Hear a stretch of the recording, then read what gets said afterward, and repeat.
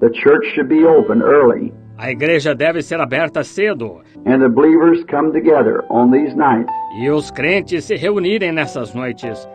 and at least 45 minutes to an hour E pelo menos 45 minutos a 1 hora before the services begin. antes dos cultos começarem. I believe the Branham Tabernacle, Creio que o Tabernáculo Branham, at all times, em todas as ocasiões, should have a spirit-filled pianist deve ter um pianista cheio do Espírito, who would come early, que chegue cedo, filled with the Holy Spirit, cheio do Espírito Santo and would play softly, e toque suavemente, very softly, bem suavemente. spiritual music. Música espiritual.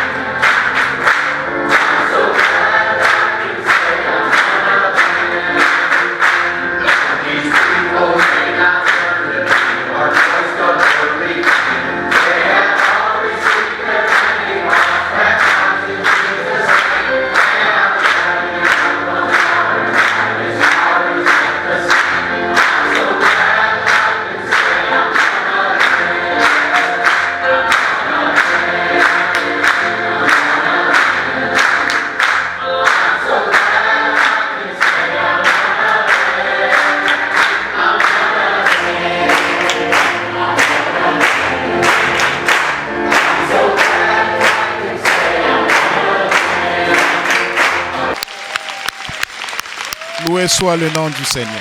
Redeemed, Racheté, justified, justifié. Amen. Amen.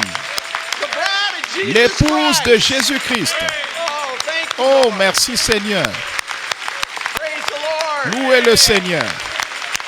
Oh, when the redeemed are gathering in, washed like snow and free from sin. Well, I will shout and I will sing. Let's do that fourth verse again. Are gathering in. Then the Savior will give orders to prepare a banquet for when the redeemed are gathering in. And we'll hear his invitation, come be blessed of the Lord. Oh, when the redeemed are gathering in, was like snow and well, I will shout and I will sing. Redeemed are gathering in. Amen. Amen. Louez le Seigneur. Who's got their invitation? Quels sont ceux qui ont leur invitation? Amen. Amen. You got your invitation, Vous avez right? votre invitation, pas vrai? Louez le nom du Seigneur. Vous pouvez vous asseoir. Quel jour ça va être? Nous sommes les rachetés. Nous sommes l'épouse de Jésus-Christ, prédestinés avant la fondation du monde. Je suis l'un d'entre eux et vous êtes l'un d'entre eux. Louez le nom du Seigneur. Ça ne peut pas être mieux que ça, épouse. Louez le nom du Seigneur. Louez le nom du Seigneur. Louez le nom du Seigneur. Vous pouvez vous asseoir. Soyez transportés d'allégresse, filles de Sion. Poussez des cris de joie, filles de Jérusalem. Et bienvenue à l'église fondamentale où le cadavre, là où est le cadavre, les aigles s'assemblent. Louez le nom du Seigneur.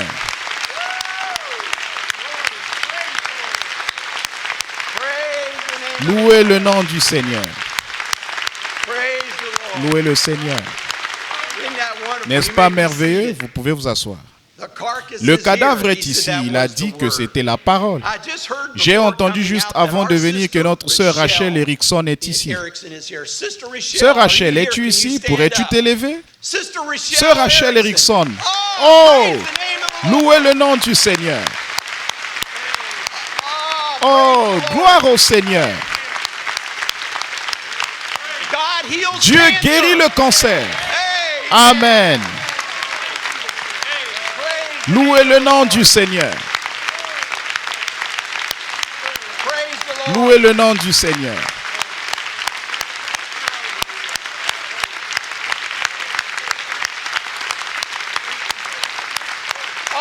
Oh, cela devrait élever votre foi partout dans le bâtiment ici.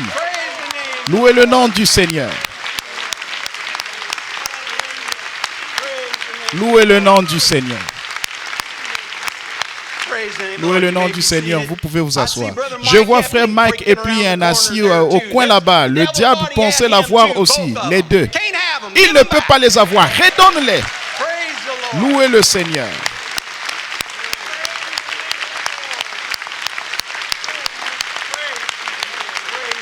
Louez le nom du Seigneur. Louez le nom du Seigneur. Je connais une église. Amen. Gloire au Seigneur. Vous pouvez vous asseoir. Merveilleux. Que Dieu te bénisse, sœur Rachel, ainsi que toute la famille. Quel privilège et honneur que de t'avoir avec nous ici aujourd'hui. Quelle réponse aux prières. Était-ce il y a 1 an ou 2 ans, la première fois qu'ils l'ont amenée à l'hôpital et nous ont dit, vous ferez mieux d'aller la voir à l'instant, elle est en train de partir. Ils ont dit cela pendant 2 ans ou plus. Que Dieu te bénisse, sœur Rachel, et toute ta famille. Amen. Louez le nom du Seigneur. Louez le nom du Seigneur. Dieu peut faire n'importe quoi, n'importe où, n'importe quand. Oh, oh.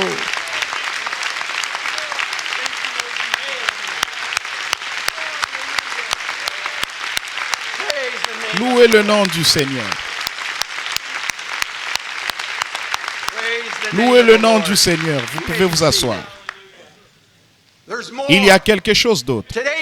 Aujourd'hui, vous allez entendre parler de dépression et grincement, de tremblements de terre, du 3e poule, de vision, de prophétie, de l'épée du roi, des 7 anges, des sceaux, des 4 vents, de Jésus dans le ciel, de l'arbre de l'épouse. Ainsi dit le Seigneur. Tout ça dans un message aujourd'hui. Nous allons entendre toutes ces choses. Amen. Louez le nom du Seigneur. Louez le nom. À quelle église pouvez-vous aller pour entendre cela? Amen. Louez le nom du Seigneur. Amen. Quels gens privilégiés nous sommes. Nous sommes rassemblés aujourd'hui. Nous allons entendre la prophétie qui s'accomplit aujourd'hui. Vous êtes cette prophétie qui s'accomplit en ces jours-ci. C'est parce que l'épouse de Jésus-Christ reconnaît qu'elle est l'attraction sur la montagne. C'était la voix de Dieu et nous sommes restés avec elle. Amen. Il va y avoir un certain nombre de personnes qu'il a dit qui sont prédestinées à entendre ce message et à le suivre. Il dit, nous n'avons qu'une seule chose à faire, et c'est d'en croire chaque parcelle et de la laisser pénétrer. Louez le nom du Seigneur. Et c'est pourquoi nous sommes dans de grandes attentes, dans l'expectative aujourd'hui, parce que nous cherchons et nous attendons à davantage. Il dit que nous surveillons chaque signe qu'il y a. Et comparons avec les Écritures, et c'est ce qu'il nous a dit de faire, le comparer aux Écritures. Ils auraient dû savoir du temps de Jésus. Quand il est venu, il dit qu'il était indéniable de savoir qui il était. Les Écritures prédisaient qui il était. Il a dit qu'en ces temps de la fin, c'est ce que cette épouse, il regarde et compare. Il dit qu'ils viennent s'assembler aujourd'hui, se demandant qu'est-ce qu'il va faire aujourd'hui. Je vois, nous venons de voir ce qu'il va faire aujourd'hui. Or, que va-t-il faire aujourd'hui? Que va-t-il nous révéler aujourd'hui? Il va nous révéler les secrets aujourd'hui. Il va nous dire le temps même dans lequel nous vivons. Et que la seule façon de faire quoi que ce soit pour l'épouse est de rester dans la parole. Et il dit que la seule façon que vous puissiez le faire est en écoutant ce message. Il n'y a aucun autre moyen d'y arriver en dehors de cela. Quelle est l'attraction? C'est ce que disent les gens du monde. Quelle est l'attraction là-bas avec ces gens-là? Ils vont s'assembler là-bas. Vous les voyez, ils viennent de l'Est et de l'Ouest. Combien ne sont pas de Jeffersonville, Indiana? Levez la main. Louez le nom du Seigneur. C'est la prophétie qui s'accomplit ici même que vous venez de voir.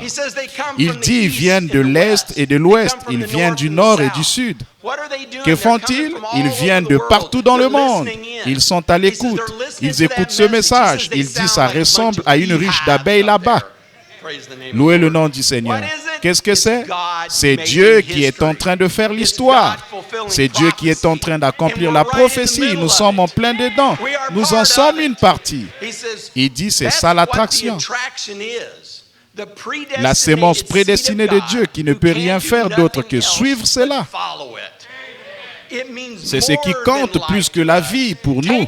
Ôtez-nous la vie, mais ne nous ôtez pas cela. Quelle est l'attraction?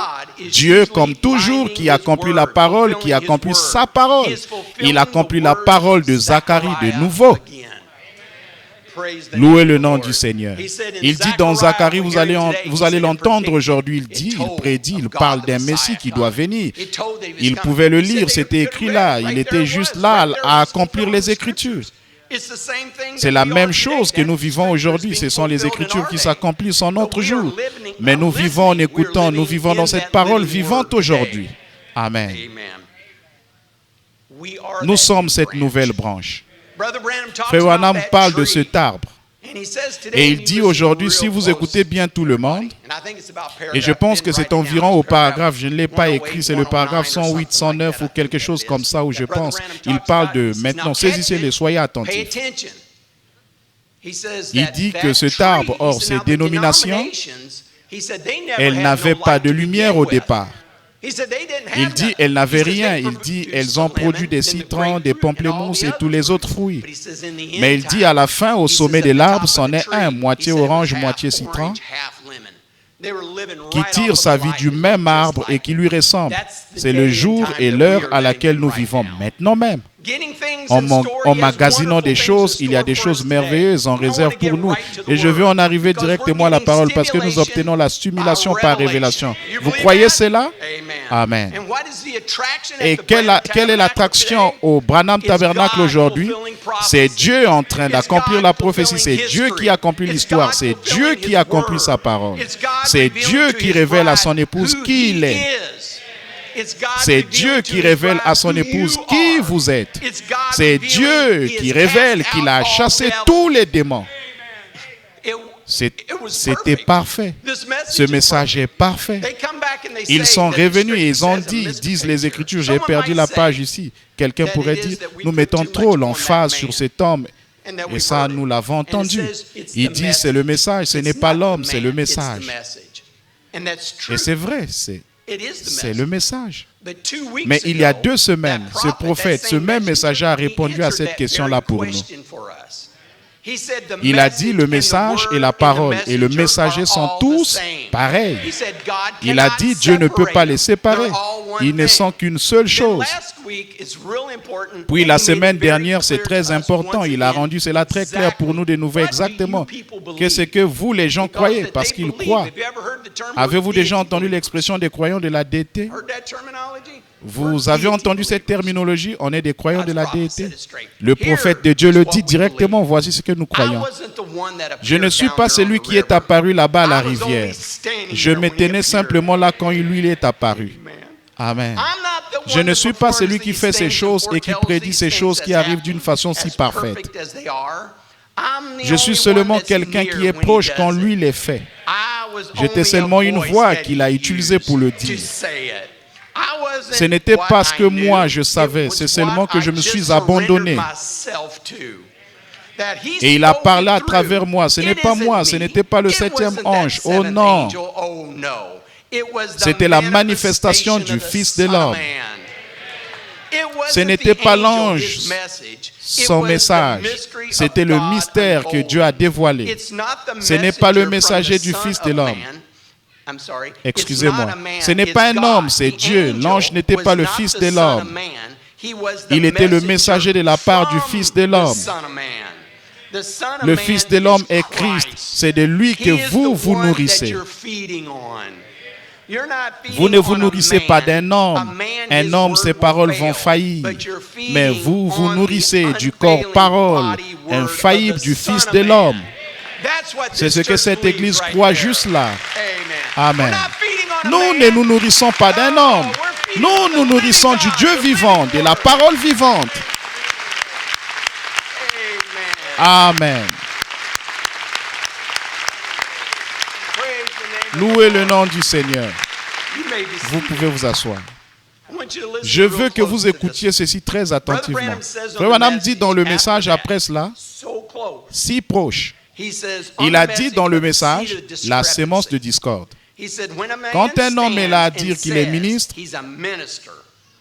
pasteur d'une église ou quelque part, et qu'il ne croit pas que Jésus-Christ est le même dans les moindres détails, à l'exception du corps physique, le même hier, aujourd'hui et pour toujours, ça, c'est la sémence de discorde.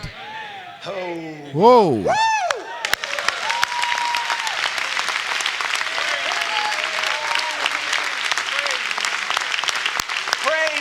Louez le nom du Seigneur.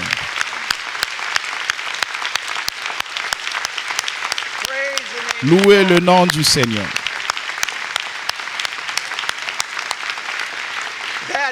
C'est ça la révélation de ces jours-ci.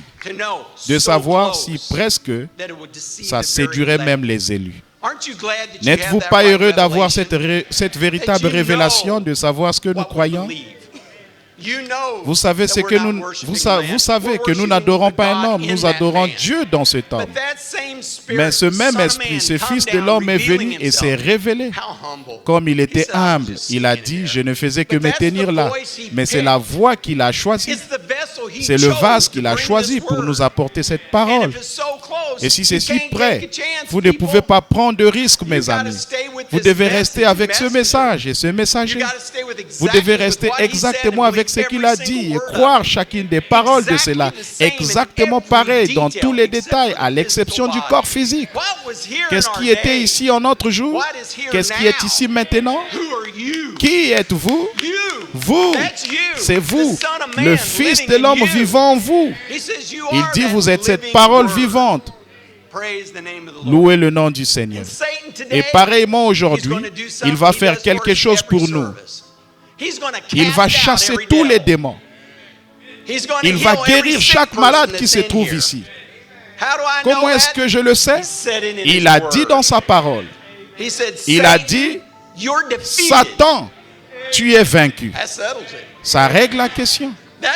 Ça règle la question. Il dit en tant que serviteur de Dieu, en tant que serviteur.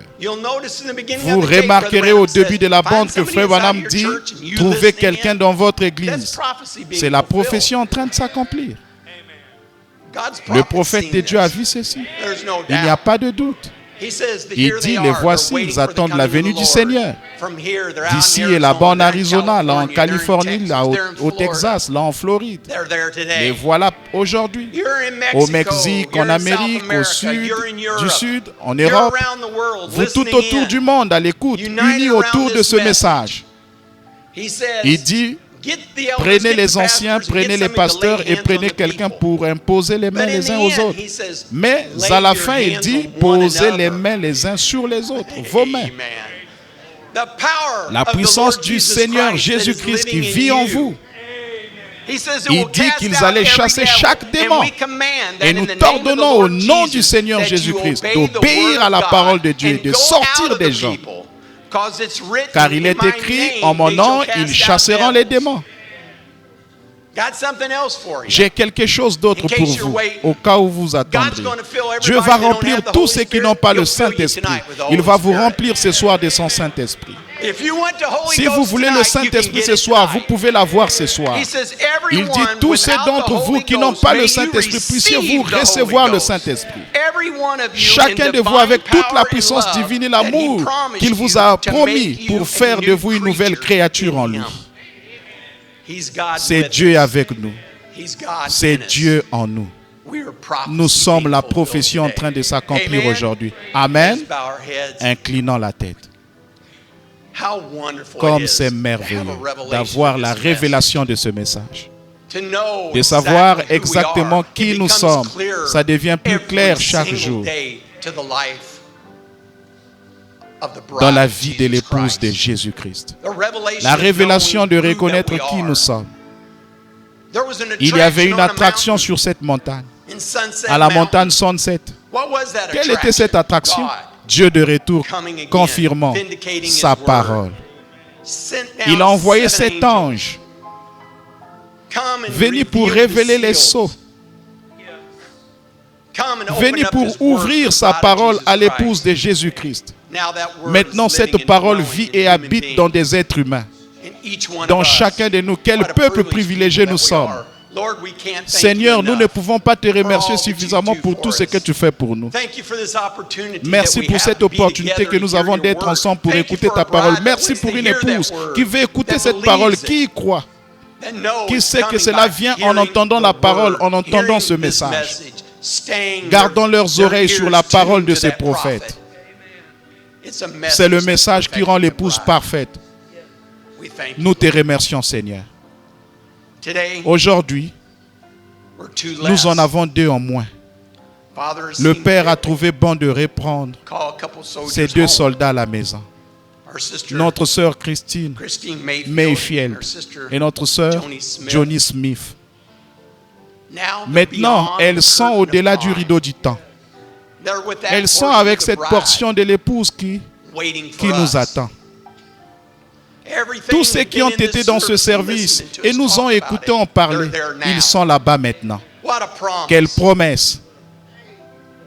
Frère Branham a dit qu'avant que l'entrepreneur de pompes funèbres ne puisse prendre ses corps, ils sont dans la présence du Dieu Tout-Puissant.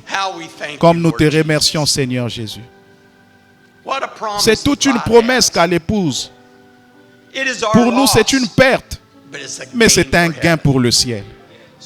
Aussi, nous voulons nous souvenir de la famille en prière, car c'est difficile pour eux. Ils savent où elles sont. Ils connaissent cette promesse.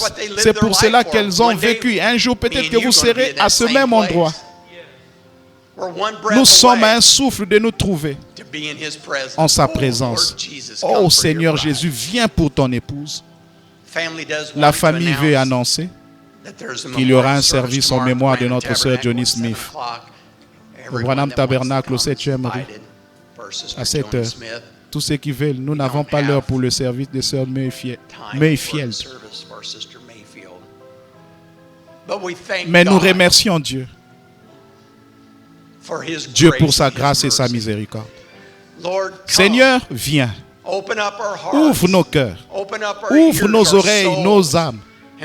Et que cette parole pénètre profondément dans nos cœurs aujourd'hui, Seigneur. Père, révèle ta parole comme tu ne l'as jamais fait encore auparavant.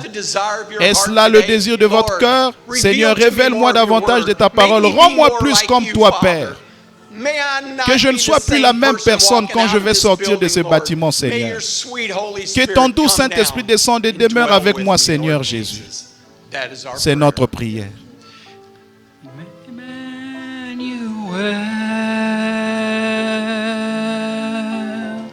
Emmanuel.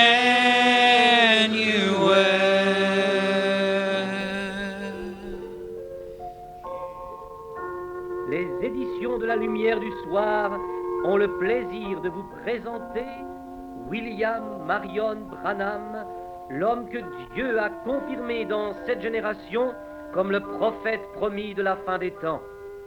Des connaissances bibliques approfondies, concentrées dans un message d'origine entièrement divine. Un ministère extraordinaire de salut et de guérison qui alla même jusqu'à la résurrection de plusieurs morts.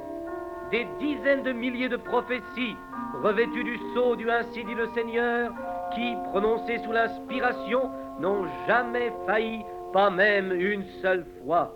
Une vie consacrée qui n'a souffert aucun compromis quant aux exigences de la parole de Dieu. Un profond respect pour les autres, leurs croyances et leurs pratiques. Tout cela a caractérisé la vie de William Branham que Jésus-Christ a envoyé pour vous aussi. La bénédiction divine vous atteindra sans aucun doute si vous placez vraiment votre foi dans la parole du Seigneur que vous allez maintenant entendre sur cette cassette. Notre prière est que Dieu vous accorde sa parfaite grâce.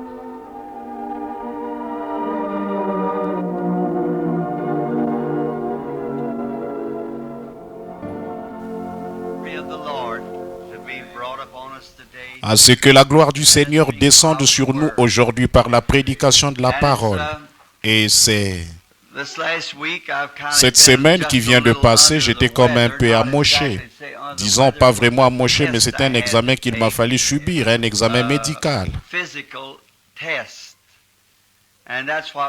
Vous aviez entendu dire que j'étais à l'hôpital, c'était à cause de ça. La raison pour laquelle j'étais là, c'était pour m'éviter d'avoir à faire la navette ici et là-bas, de l'autre côté de la rivière. Ils vous font subir un examen pour le tube digestif supérieur et un examen pour les intestins. Et il faut toutes les 5 minutes, il faut qu'ils reviennent faire une autre radiographie. Mais on est censé subir ces examens-là. Si on fait du travail missionnaire à l'étranger tous les 6 mois. Frère Roberts et les autres, eux, je pense qu'ils font ça tous les 6 mois par mois. Mais je n'en avais pas subi un depuis 4 ans. Le problème, c'est que je n'aime pas l'huile de ricin. C'est le seul ennui. Et ils disent qu'ils ne peuvent rien donner en remplacement. Alors j'ai été tellement malade quand ils m'ont donné cette chose-là. Vous savez, je vous ai raconté dans l'histoire de ma vie à quel point cette chose-là me rend malade. Et combien j'ai horreur de prendre ça. Et j'ai dit à mon aimable ami le médecin, si est-ce qu'il n'y aurait pas autre chose? Il a dit, je ne pense pas, frère Branham. Oh, quand la dame est arrivée, on aurait dit qu'elle en avait, j'exagère peut-être, mais on aurait dit qu'elle en avait 1 litre. Je n'en avais jamais vu autant. Je me pinçais le nez. Et j'avais des hauts le cœur, mais j'ai fini par la faire descendre. Mais maintenant, malgré toutes ces épreuves et tout ça, ce qui s'est passé, je veux remercier le Seigneur pour un examen parfait. J'ai réussi avec 100%. Je peux aller n'importe où dans le monde, partout où je veux aller. J'ai demandé aux médecins, c'était 3 des meilleurs spécialistes, je pense, de Louisville. Je leur ai demandé, j'ai dit, est-ce que j'ai une incapacité d'au moins 10%? Il a dit, vous n'avez pas la moindre incapacité. Il a dit, vous êtes en parfaite santé sur tous les plans. Et j'en suis vraiment reconnaissant à Dieu. Qui d'autre que notre Père Céleste aurait pu permettre qu'il en soit ainsi? Voyez-vous que ce soit comme ça. Et il a dit, selon votre diagramme là, tout ce qu'on peut voir, c'est que vous êtes jeune. Il a dit, il ne s'est même pas encore produit de changement au niveau des cellules sanguines, ni rien. Il a dit, vous êtes en grande forme, frère Branham. Et j'ai dit, eh bien, je suis vraiment content. Et j'ai eu le privilège de parler, de rendre témoignage du royaume de Dieu à toutes les infirmières de l'hôpital et à tous les médecins. Et un certain médecin, je pense qu'il est censé être ici ce matin.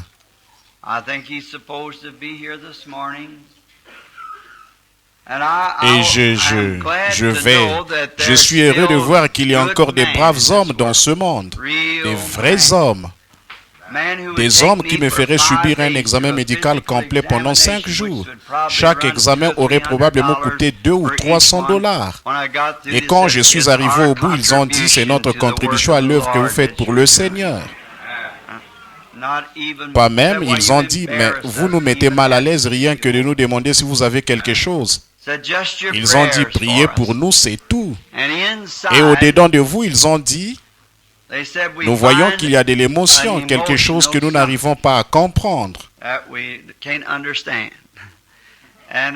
Ils ont dit, ce n'est pas apparent. Il a dit, extérieurement, vous n'êtes pas agité ni troublé. Mais il a dit, intérieurement, il y a une émotion que nous n'arrivons pas à comprendre. J'ai dit, si vous voulez seulement vous asseoir ici pendant un petit instant, je vais vous expliquer. Je me suis mis à parler des visions, c'était un autre domaine pour eux. Ils ne connaissaient rien là-dessus, je leur ai parlé de la Bible. Puis je leur ai parlé de la vision que le Seigneur m'a donnée dernièrement. Et ils pleuraient comme des bébés. Ils étaient assis là à pleurer. Et j'ai dit, j'espère que vous ne me prenez pas pour un fanatique religieux ou pour... Il a dit, absolument pas, frère Branham.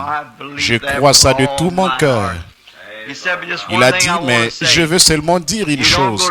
On ne va pas à l'école pour apprendre ces choses-là. Il a dit, je crois qu'elles viennent du Dieu Tout-Puissant.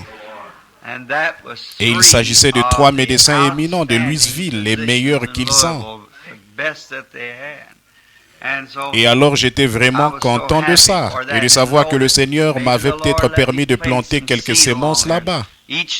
Toutes les infirmières, je leur ai parlé. Un matin, je sortais de la salle de radiographie et j'ai dit, je regardais une pauvre vieille femme, elle avait l'air tellement malade. J'avançais, finalement je suis arrivé jusqu'à elle, je la pensais mourante. Alors j'ai dit, je voudrais vous poser une question, sœur. Elle a dit, oui, monsieur. J'ai dit, êtes-vous chrétienne? Elle a dit, je suis membre de telle église.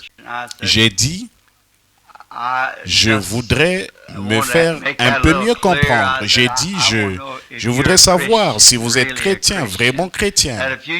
Si vous devriez vous retourner dans l'autre pays, de l'autre côté de la mer de cette ville, l'aimez-vous? J'ai dit, seriez-vous réellement sauvé? Elle a dit, oui, monsieur, je le serai. J'ai dit que Dieu vous bénisse alors. Peu importe de quel côté le vent peut souffler, dans ce cas-là, vous êtes tranquille tant qu'il en est ainsi. Et quand on se promène un peu, on voit qu'il reste encore bien des braves gens dans ce monde. Aujourd'hui, là, j'arrive avec une vision que je vais vous raconter tantôt. Mais j'aimerais d'abord prendre une portion de la parole et en parler parce que je crois que la parole est très essentielle. C'est qu'il y a de plus essentiel en ce moment. Et je suis content de voir Charlie Cox et frère, mes amis qui sont debout ensemble là-bas. Frère, je n'arrive pas à me rappeler. Jeffrey, je n'arrive pas à me rappeler son nom. Beaucoup d'entre vous, les autres précieux frères de la Georgie, de différentes régions du pays. C'est mon vieux copain Bill qui est assis ici, je crois, ce matin. Et beaucoup... Le frère de la Georgie, là, les gens qui m'ont offert ce complet.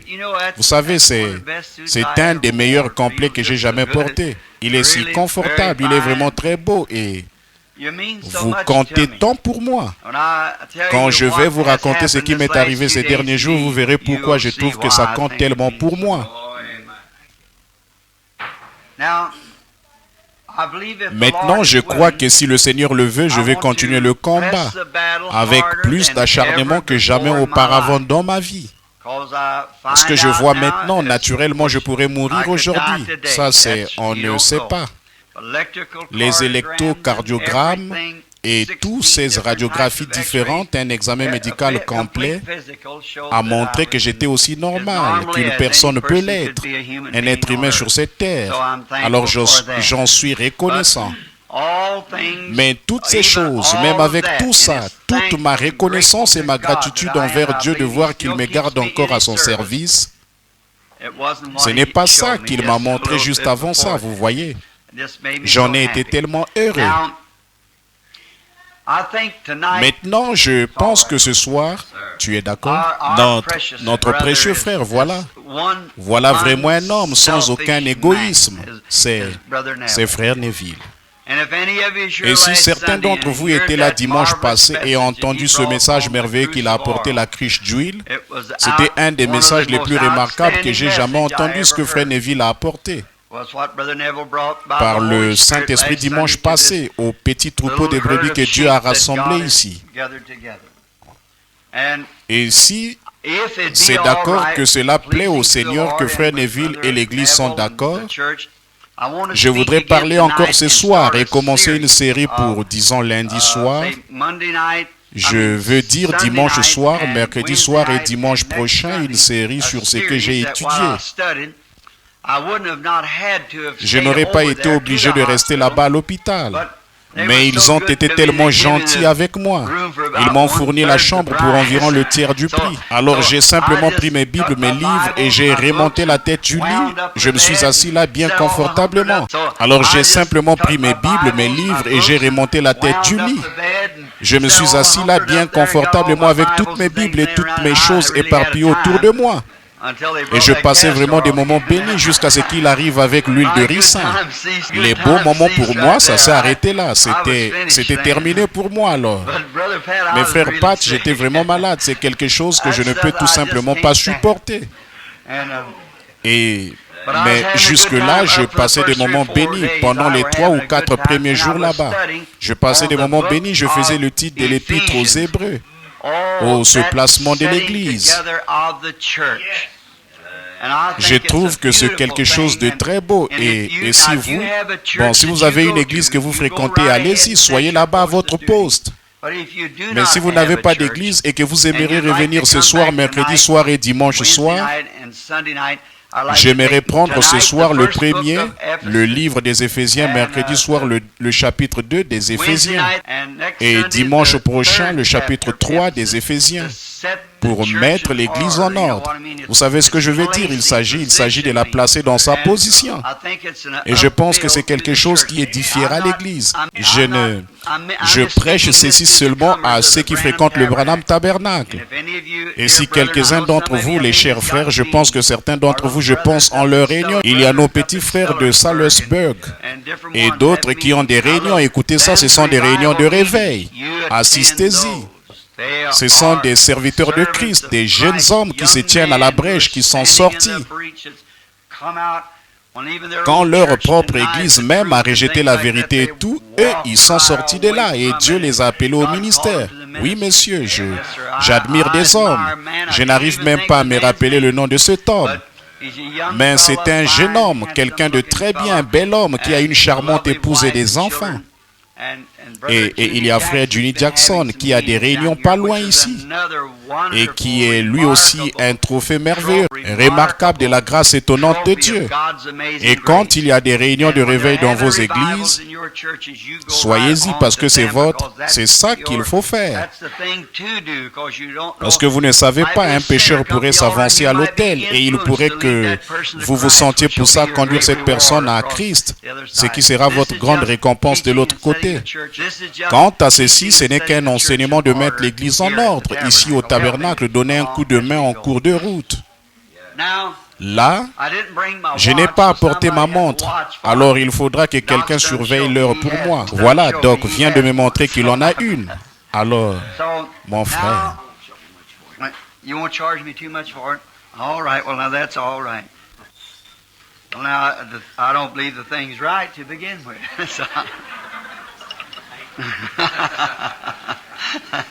going to tell one on you. No, shh. I helped 10 pennies back on my birthday this morning just to make you feel good. Did you? Now this clock just moved up a whole lot better than Doc. Said he held 10 pennies back on his birthday to make me feel better. Because there's 2 or 3 between he and I. So you can see where I am down the road. Maintenant, je ne vais pas parler très longtemps. Et s'il y a des nouveaux venus parmi nous, nous voulons certainement vous souhaiter la bienvenue de tout notre cœur.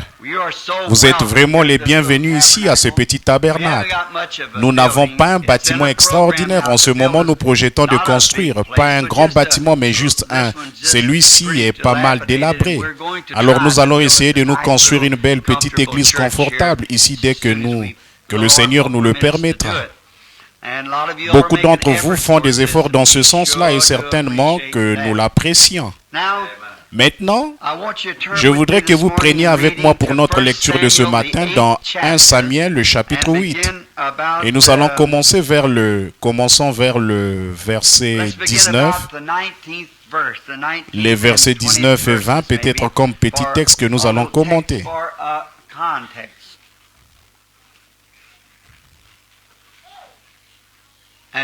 Et maintenant, pendant que vous prenez ça avant,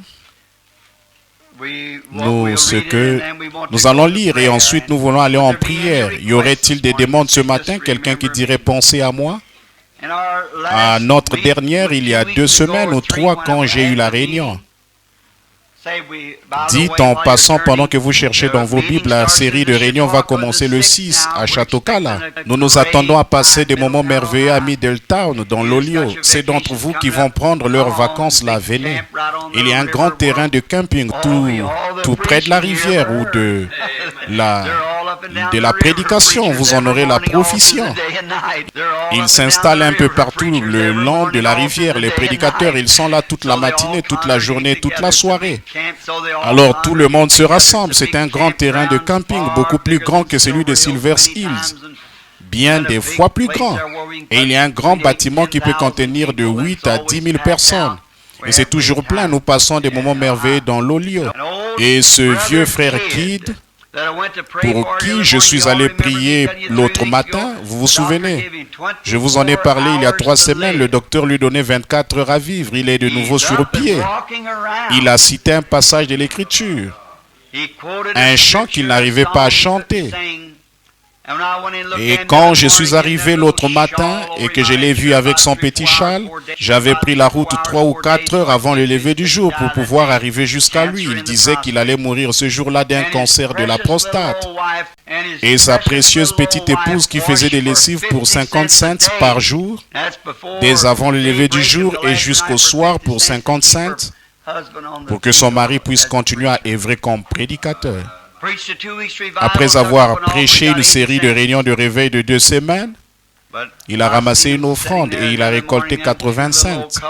Mais quand je les ai vus assis là, l'autre matin, ces 2 petits couples, ou plutôt ce petit couple assis là, et lui avec son petit châle sur les épaules.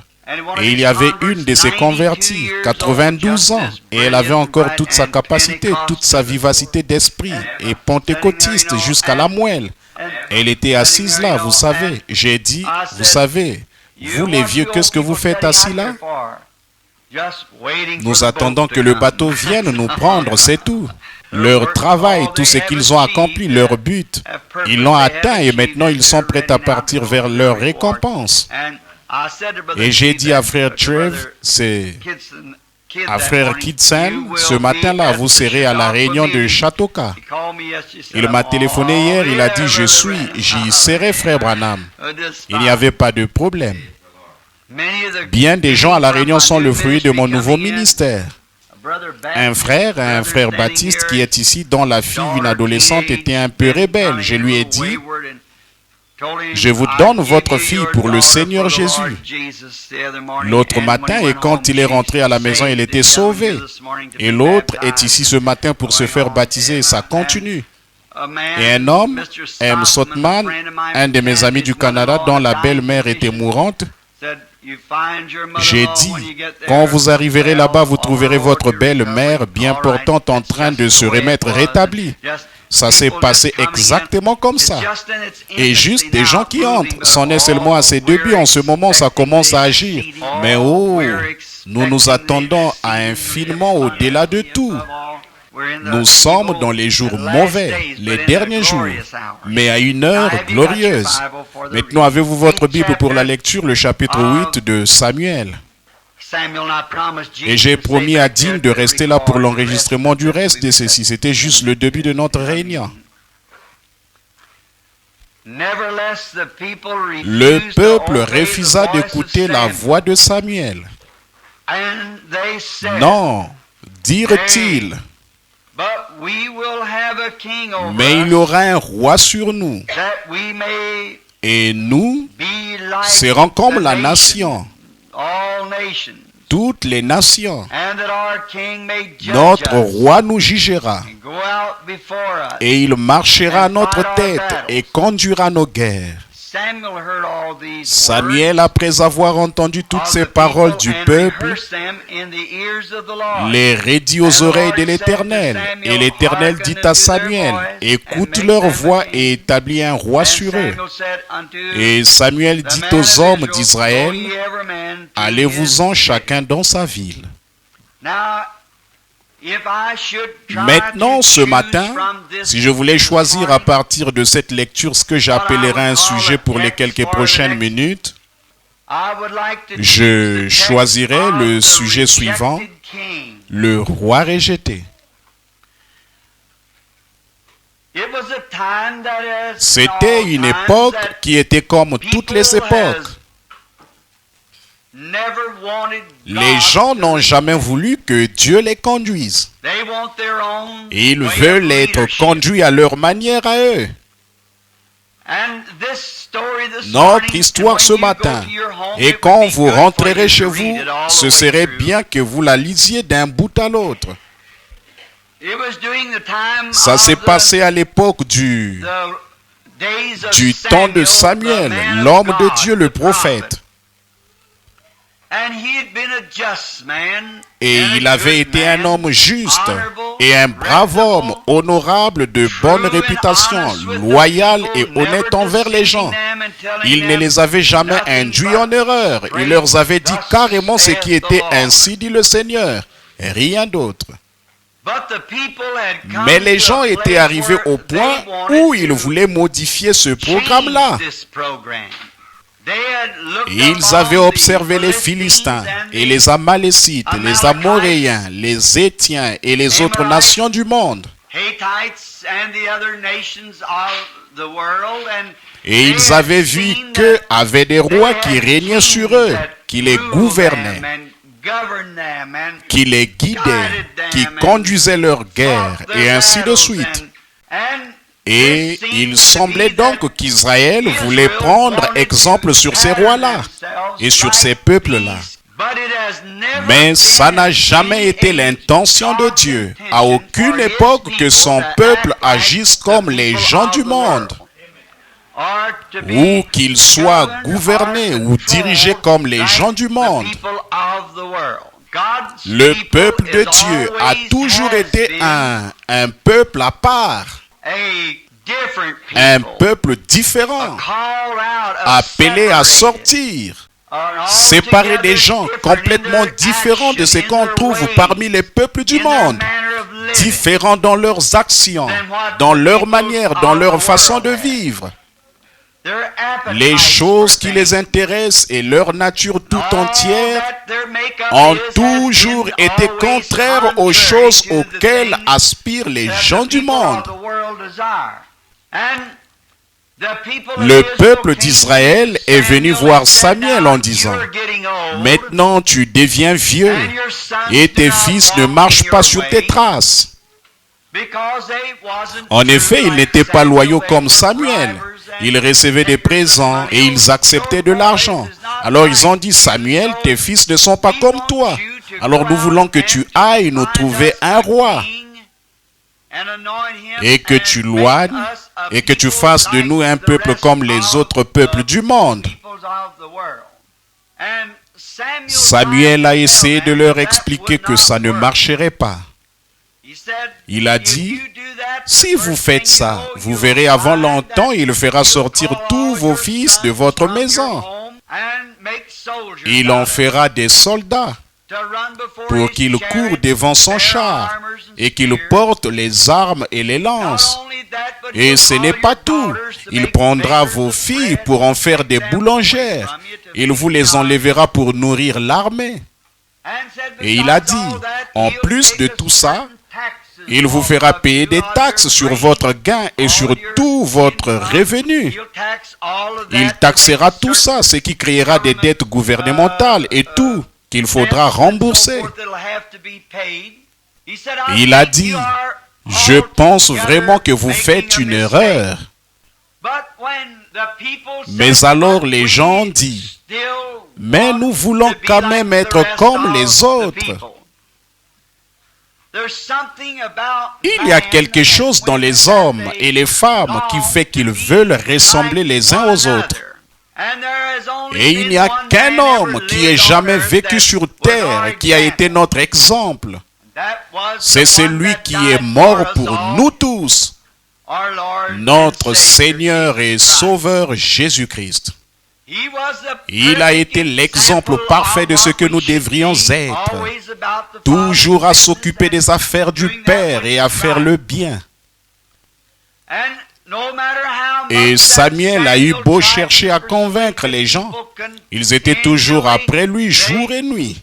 Nous voulons un roi, nous voulons un homme, nous voulons un homme de qui nous pourrons dire, voici notre guide.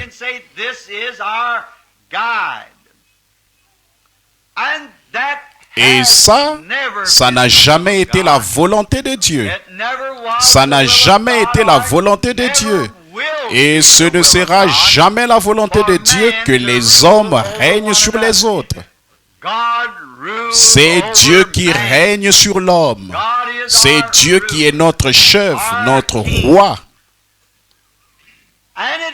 Voilà un tableau vraiment très comparable à celui d'aujourd'hui, puisqu'il semble que l'homme ait encore cette même idée-là. Il semble qu'il n'arrive pas à comprendre que c'est encore Dieu qui règne sur l'homme, et non pas l'homme qui règne sur l'homme.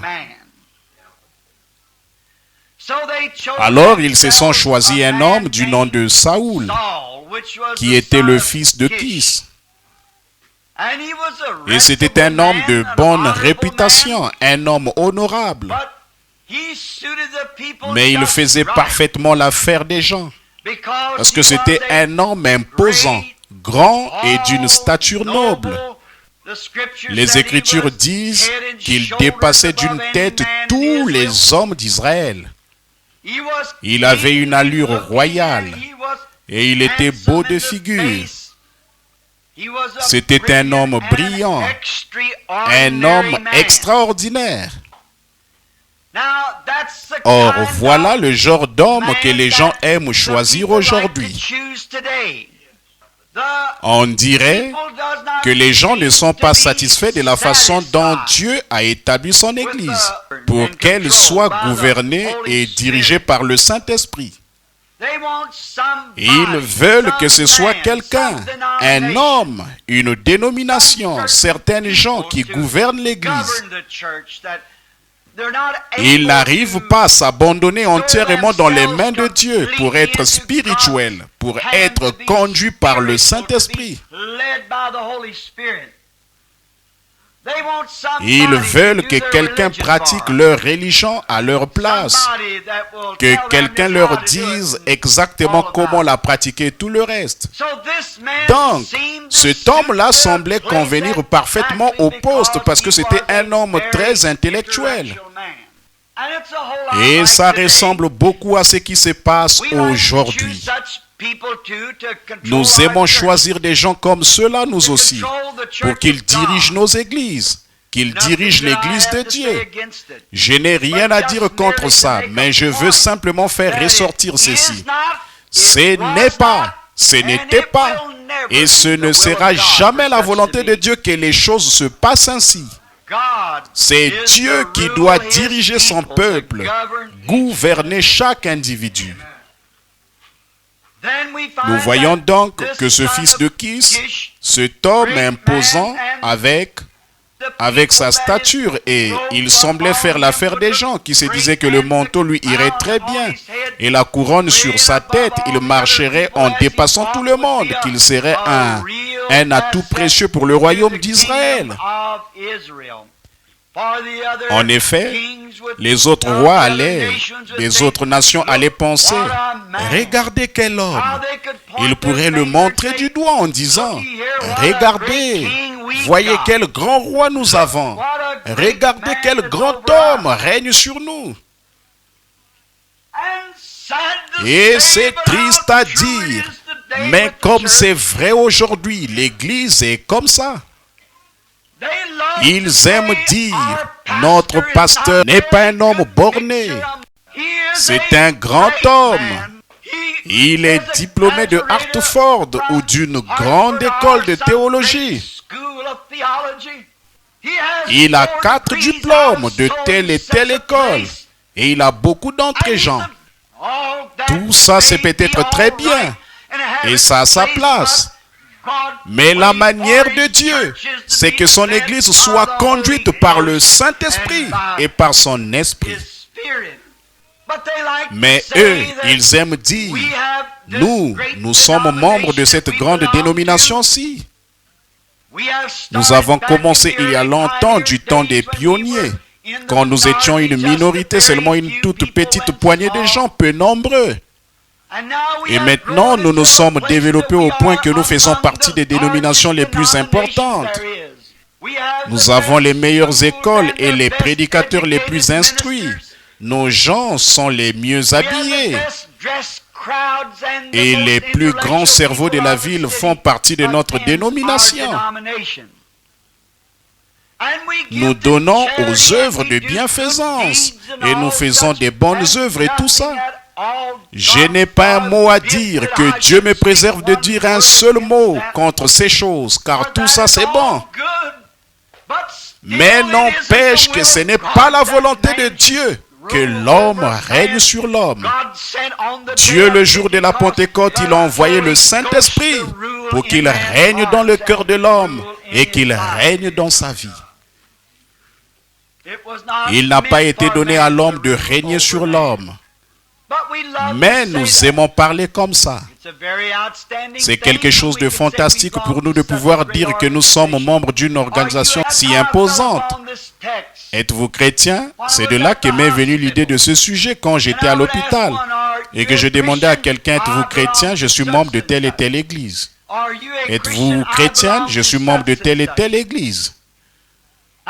Une petite infirmière est venue à la tête du lit pendant que je lisais la Bible. C'était une infirmière nouvellement arrivée à l'étage. Elle a dit, bonjour. Elle a dit, je crois que vous êtes le révérend Branham. Vous êtes ici pour un examen médical. J'ai dit, c'est bien ça. Elle a dit, est-ce que je peux vous frictionner le dos pour vous rafraîchir un peu avec de l'alcool?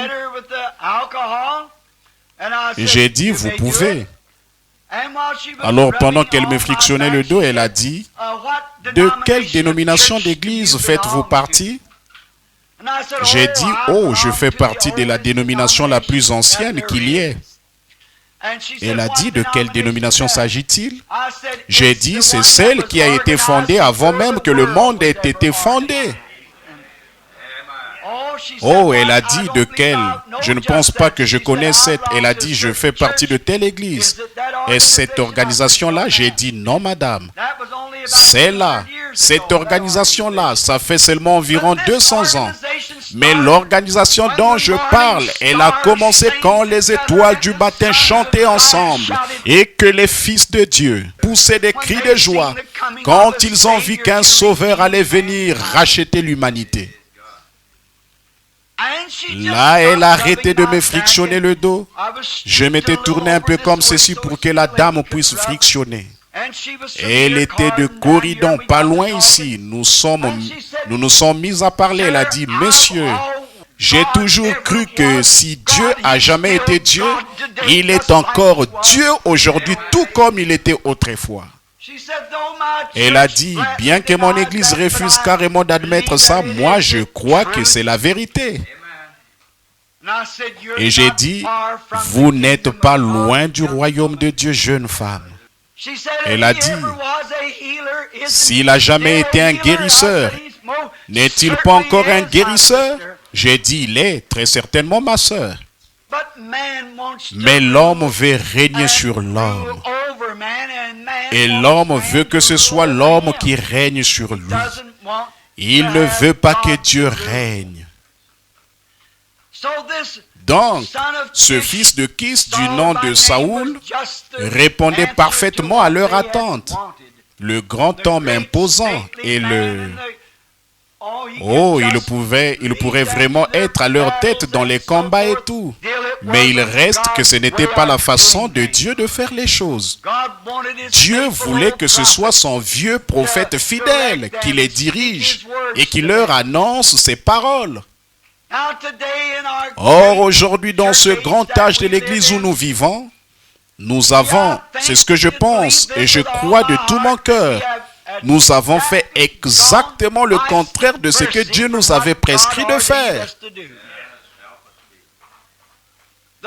Les dernières paroles de notre Sauveur, ce sont celles de Marc 16. Il a dit, « Allez par tout le monde et prêchez la bonne nouvelle à toute la création. Celui qui croira et qui sera baptisé sera sauvé. Celui qui ne croira pas sera condamné. Voici les miracles qui accompagneront ceux qui auront cru. En mon nom, ils chasseront les démons. Ils parleront la nouvelle langue. S'ils saisissent des serpents ou boivent des breuvages mortels, ce ne leur fera point de mal. Et s'ils imposent les mains aux malades, les malades seront guéris. Il n'y a aucun homme, il n'y a aucun fils de Kis, ni personne d'autre, qui puisse produire ces choses sans la conduite du Saint-Esprit. Mais nous, on a construit des écoles, on a construit des séminaires et des organisations pour se satisfaire et pour ressembler au reste du monde. Avant là, c'était le Saint-Esprit qui était à la tête de cette nation. Avant, cette nation était gouvernée quant à l'époque où, quand ils ont rédigé la déclaration d'indépendance, et qu'il y avait une chaise de plus là-bas. Il n'y a pas le moindre doute dans mon esprit. Le Fils de Dieu était assis à cette table. Quand cette nation a été fondée sur les principes de la liberté de religion et de la liberté pour tous, et sur la base de la parole éternelle de Dieu, mais on a corrompu ça. La politique, on a élu des hommes en achetant et en vendant et en faisant des fausses promesses. Si bien que notre nation, notre politique et notre démocratie sont tellement poliées que c'est tout mélangé avec le communisme et toutes sortes d'ismes là-dedans. Et très souvent, on ouvre la séance par la prière. Quand la Société des Nations s'est réunie là-bas ou qu'ils délibèrent, et voilà que dernièrement, à un moment important, il n'a même pas été question d'une seule fois de prier. Comment allons-nous jamais régler nos différends sans la prière? Comment pouvons-nous jamais nous attendre à accomplir quoi que ce soit sans la conduite du Saint-Esprit? Mais permettez-moi de dire ceci. Avec tout l'amour et le respect que j'ai pour notre nation, et pour son drapeau et pour la République qu'il représente, nous avons rejeté notre conducteur, le Saint-Esprit. Et par notre politique corrompue, nous avons élu des hommes à l'esprit pervers. Et si vous ne faites pas attention, très prochainement, ils vont faire une des erreurs les plus fatales qu'ils aient jamais faites. Tout ça parce que les gens veulent que ce soit l'homme qui règne. Ce qu'il nous faut ici au Capitole des États-Unis comme président, ce qu'il nous faut au Congrès, ce qu'il nous faut dans nos tribunaux, ce sont des hommes qui ont consacré leur vie à Dieu, qui sont remplis du Saint-Esprit et qui sont conduits par sa direction divine. Mais au lieu de ça, nous élisons des hommes intellectuels, des hommes qui ont des apparences de piété, mais qui renient la puissance de Dieu. Des hommes qui sont des athées, et parfois même pire que ça. Voilà ce que nous avons placé dans les sphères de notre politique nationale. Et pas seulement là, mais aussi dans nos églises. Si nos églises se sont corrompues, c'est essentiellement parce que quand le moment est venu pour nous de choisir les bergers qui allaient nous conduire, nous nous sommes tournés vers les séminaires Et nous avons opté pour des hommes qui sont de grands géants cérébraux. Des hommes à l'intelligence supérieure. Des hommes qui ont beaucoup de savoir et qui ont beaucoup d'entre-gens et qui sont des gens importants dans leur quartier. Je n'ai rien à dire contre ces choses. Des hommes qui se conduisent avec bonté, qui surveillent leur façon de vivre et leur comportement avec les autres hommes et avec les gens, de grands hommes dans leur domaine, et dont je n'ai aucun mal à dire. Que Dieu me préserve d'avoir l'esprit si malveillant. Mais malgré tout ça, ce n'est pas ce que Dieu a choisi pour nous. C'est la conduite du Saint-Esprit, Christ, dans le cœur de l'homme. Beaucoup de ces hommes intellectuels qui se tiennent en chair nient la réelle existence du Saint-Esprit. Beaucoup d'entre eux nient l'existence de la guérison divine et de la puissance de l'Esprit. Je lisais un article, c'était hier je pense, une série de coupures de journaux sur Jack Coe. Feu Jack Coe, un de mes convertis au Seigneur Jésus, qui a été un vaillant héros à son époque et qui avait reçu un mandat de comparution en Floride pour avoir demandé à un jeune enfant d'enlever l'appareil orthopédique qu'il portait aux jambes et de marcher sur l'estrade. L'enfant l'avait fait et il avait marché normalement sur l'estrade. Puis il est tombé en arrivant à sa mère. Tout cela n'étant qu'une machination de l'ennemi de Christ. Cette jeune femme et son mari ont amené notre noble frère devant les tribunaux du pays. Et alors que toutes les églises auraient dû soutenir frère Diac, alors que tous les hommes d'église qui citent le nom de Jésus-Christ auraient dû se ranger bravement de son côté, que tout homme qui invoque le nom du Seigneur Jésus-Christ aurait dû tomber à genoux pour prier. Mais au lieu de ça, ce qui faisait les gros titres dans les journaux, une de nos grandes dénominations disait qu'elle se joignait aux athées pour demander que frère Jack Coe soit condamné à l'emprisonnement. Pouvez-vous imaginer qu'une église qui se donne le nom de Christ se joigne à un athée pour condamner un homme rempli de piété, qui essaie de tout son cœur de défendre la Bible? N'empêche qu'il en fait. Alors frère Gordon Lindsay est venu à la rescousse. Et quand le juge incrédule a dit, cet homme est un imposteur parce qu'il a fait enlever l'appareil orthopédique de cet enfant et qu'il a fait traverser l'estrade en déclarant qu'il était guéri. Il a menti et il est allé à l'encontre des ordres du médecin. En conséquence, il est accusé d'avoir commis une fraude. M. Coe s'est levé et il a dit, messieurs, je conteste cette déclaration. Dieu a guéri ce garçon. Le juge a dit, je demande à tout homme qui se trouve dans ce tribunal, s'il y a une possibilité que la déclaration suivante soit vraie, que Dieu ait pu guérir ce garçon à un bout de l'estrade et permettre qu'il soit malade à l'autre bout. Si cette déclaration peut être prouvée par la Bible, alors je dirais que M. Coe est en droit d'affirmer cela. Un prédicateur a levé la main et il a dit, votre honneur, puis-je présenter cet argument? Et le juge a dit, présentez-le. Le prédicateur s'est levé et il a dit, c'était une nuit où au milieu d'une mer déchaînée, une petite barque était sur le point de couler. Il n'y avait plus aucun espoir de survie. Ils ont vu Jésus le Fils de Dieu venir en marchant sur les eaux. Et un des apôtres du nom de Pierre a dit, si c'est toi Seigneur, ordonne que j'aille vers toi sur les eaux.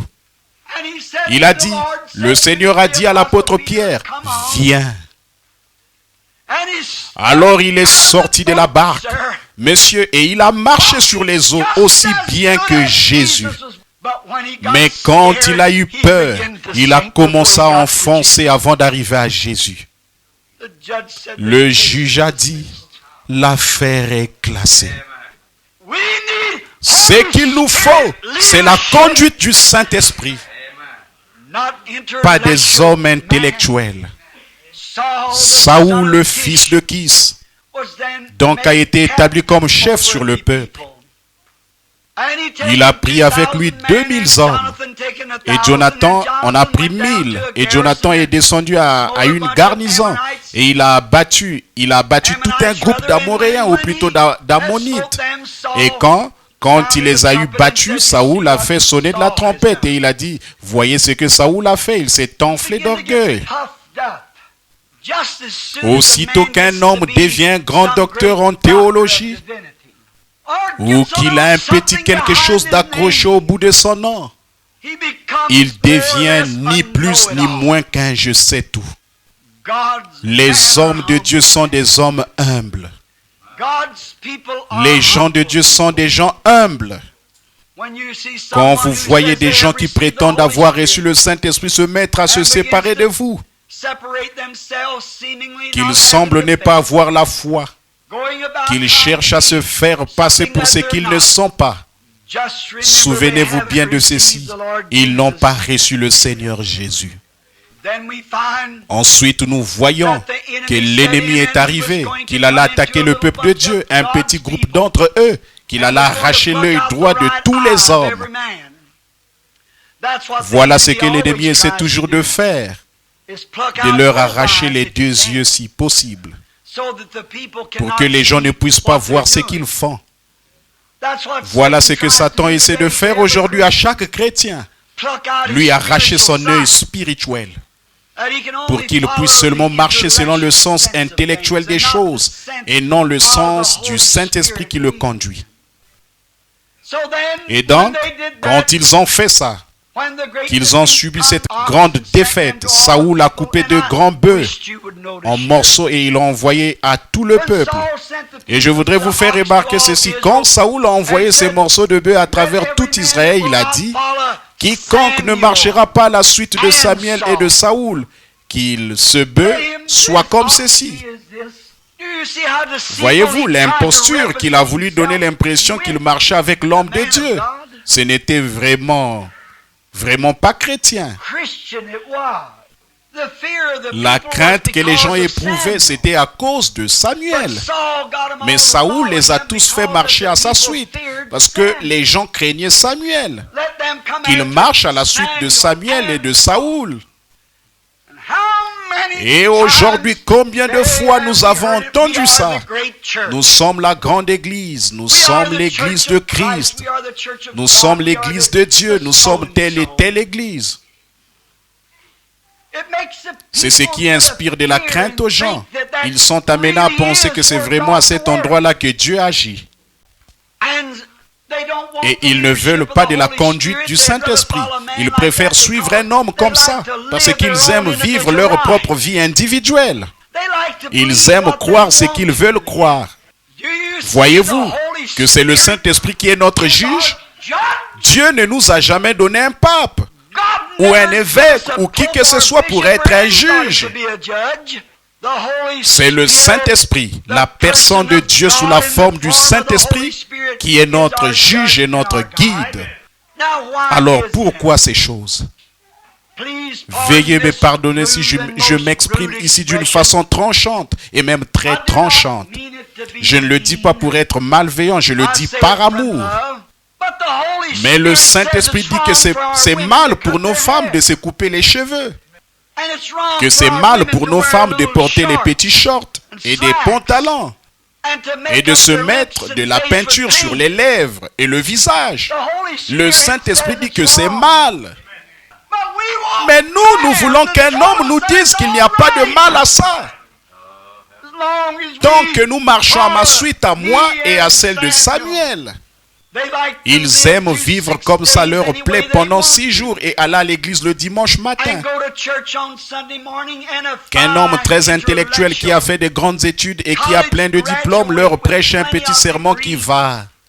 quelques plaisanteries qui soient agréables à leurs oreilles et qui les divertissent, comme de regarder un film ou des émissions de télévision, qu'ils fassent ensuite une petite prière pour eux et qu'ils les renvoient chacun chez soi avec une espèce de sentiment de sécurité, de satisfaction personnelle, comme quoi ils ont pratiqué leur religion. Ça, ce n'est pas la volonté du Saint-Esprit. Le Saint-Esprit veut que vous viviez pieusement tous les jours de la semaine et toutes les nuits, en vous séparant des choses du monde. Mais l'Église ne veut pas ça. Ils veulent un homme qui puisse interpréter la Bible à la façon dont eux, ils veulent l'entendre. Ils ne veulent pas écouter la voix du Saint-Esprit qui parle par la Bible. Beaucoup d'entre eux veulent dire que les jours des miracles sont passés. C'est ça qui plaît aux gens. Ils veulent dire que le baptême du Saint-Esprit, ça n'existe pas. Les gens ne veulent pas se conduire différemment du reste du monde. Ils ne veulent pas sortir dans la rue avec le visage lavé et les hommes avec une apparence soignée. Pas de cigarettes au bec, de cigares, de pipes et de ces choses que font les hommes.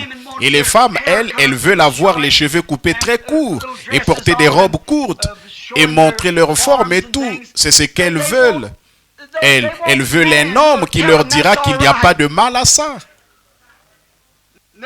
L'autre soir là, un homme est venu me dire que parce que j'avais prêché contre ces choses-là, qu'une grande dénomination d'environ 5 d'entre elles avait dit « Nous allons laisser tomber Frère Branham et nous n'aurons plus rien à voir avec lui.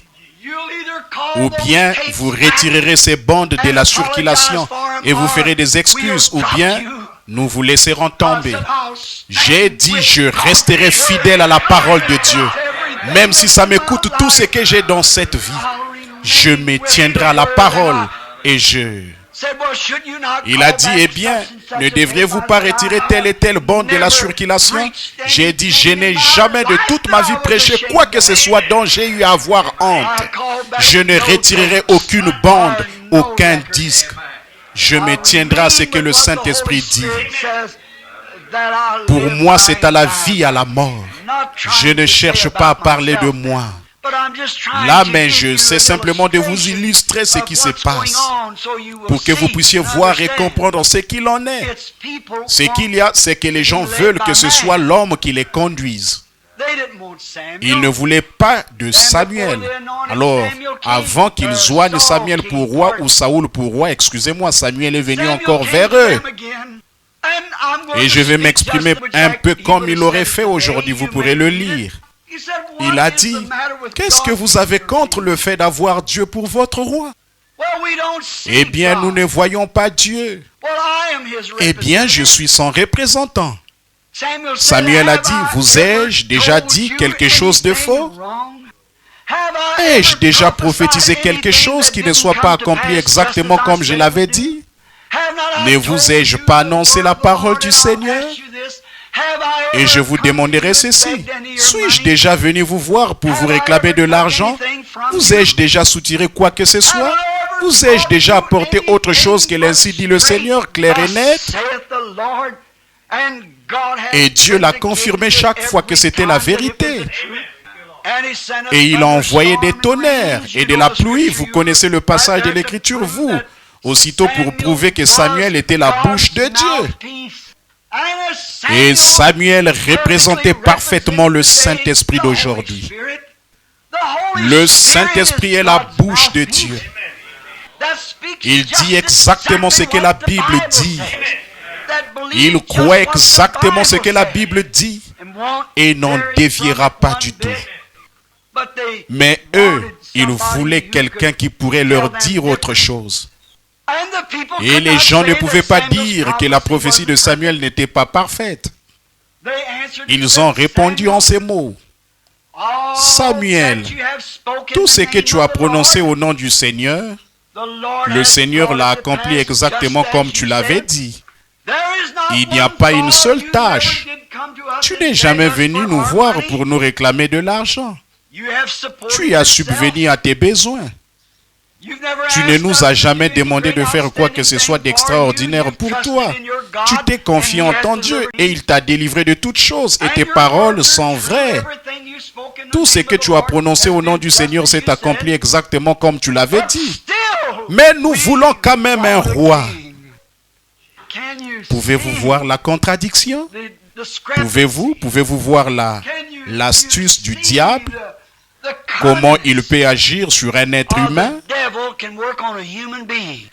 Au lieu de s'abandonner lui-même ou elle-même au Saint-Esprit et d'écouter l'ainsi dit le Seigneur pour avoir une vie pure, un caractère sans tache, pour avoir une vie différente, être un peuple à part, une nation sainte, un peuple au comportement bizarre, il préférerait ressembler au monde, agir comme le monde et fréquenter une église où l'on dit il n'y a pas de mal à ça. Agissez comme ça, continuez comme ça. Pouvez-vous voir ce qu'il y a? Ils disent la guérison, ça n'existe pas. Oh, le baptême du Saint-Esprit, ça a été la charpente de l'église. Autrement dit, ensuite Dieu a pris des hommes, il a enlevé le Saint-Esprit de l'église. Il a laissé la dénomination le soin de la bâtir. Jamais, jamais, ce n'est pas ça du tout. C'est le Saint-Esprit, la parole de la vérité qui devait vous conduire jusqu'à ce que Jésus vienne. Mais c'est comme ça que ça s'est passé. Saoul est arrivé au pouvoir. Il a eu de nombreux partisans. Oh, il avait de très belles armures. Il avait des chanteurs. Il avait des boucliers. Et il avait des lances. Oh, il a éclipsé toutes les autres nations. Et il a établi une démocratie qui surdépassait tout ce qui s'était vu auparavant. C'est exactement ce que nos dénominations et nos églises ont fait aujourd'hui. Les plus grandes églises du monde, c'est nous qui les avons. Les gens les mieux vêtus du monde, c'est nous qui les avons. Les plus grands diplômes qui peuvent être décernés, c'est nous qui les avons. Exactement comme les hommes de Saoul. Ils avaient reçu une formation, alors ils pouvaient prendre la lance. Ils pouvaient la brandir et la manœuvrer, si bien que les nations les craignaient. C'était un peuple aguerri et tout. Mais un jour, le moment est venu où un homme s'est présenté pour les défier. Et toute l'armée d'Israël était dans un tel émoi qu'ils en tremblaient dans leurs souliers. Goliath leur a lancé un défi. Si votre Dieu est ce que vous prétendez qu'il est, que vous êtes les mieux formés, et il les a défiés, ils ne savaient pas quoi faire. Leurs belles armures bien polies, ça ne ferait pas l'affaire. Leur lance, ça ne ferait pas l'affaire. Il s'est passé là quelque chose dont ils ne savaient rien. Et c'est avec révérence, respect pieux, honneur, dignité, amour et dans la communion fraternelle chrétienne que je dis ceci. L'autre jour, j'ai lu dans un journal d'Afrique que notre fils de Kiss, notre challenger de l'évangélisme, quand un musulman l'a défié, Billy Graham, qu'il a dit, si votre Dieu est Dieu, qu'il guérisse les malades comme il a dit qu'il le ferait.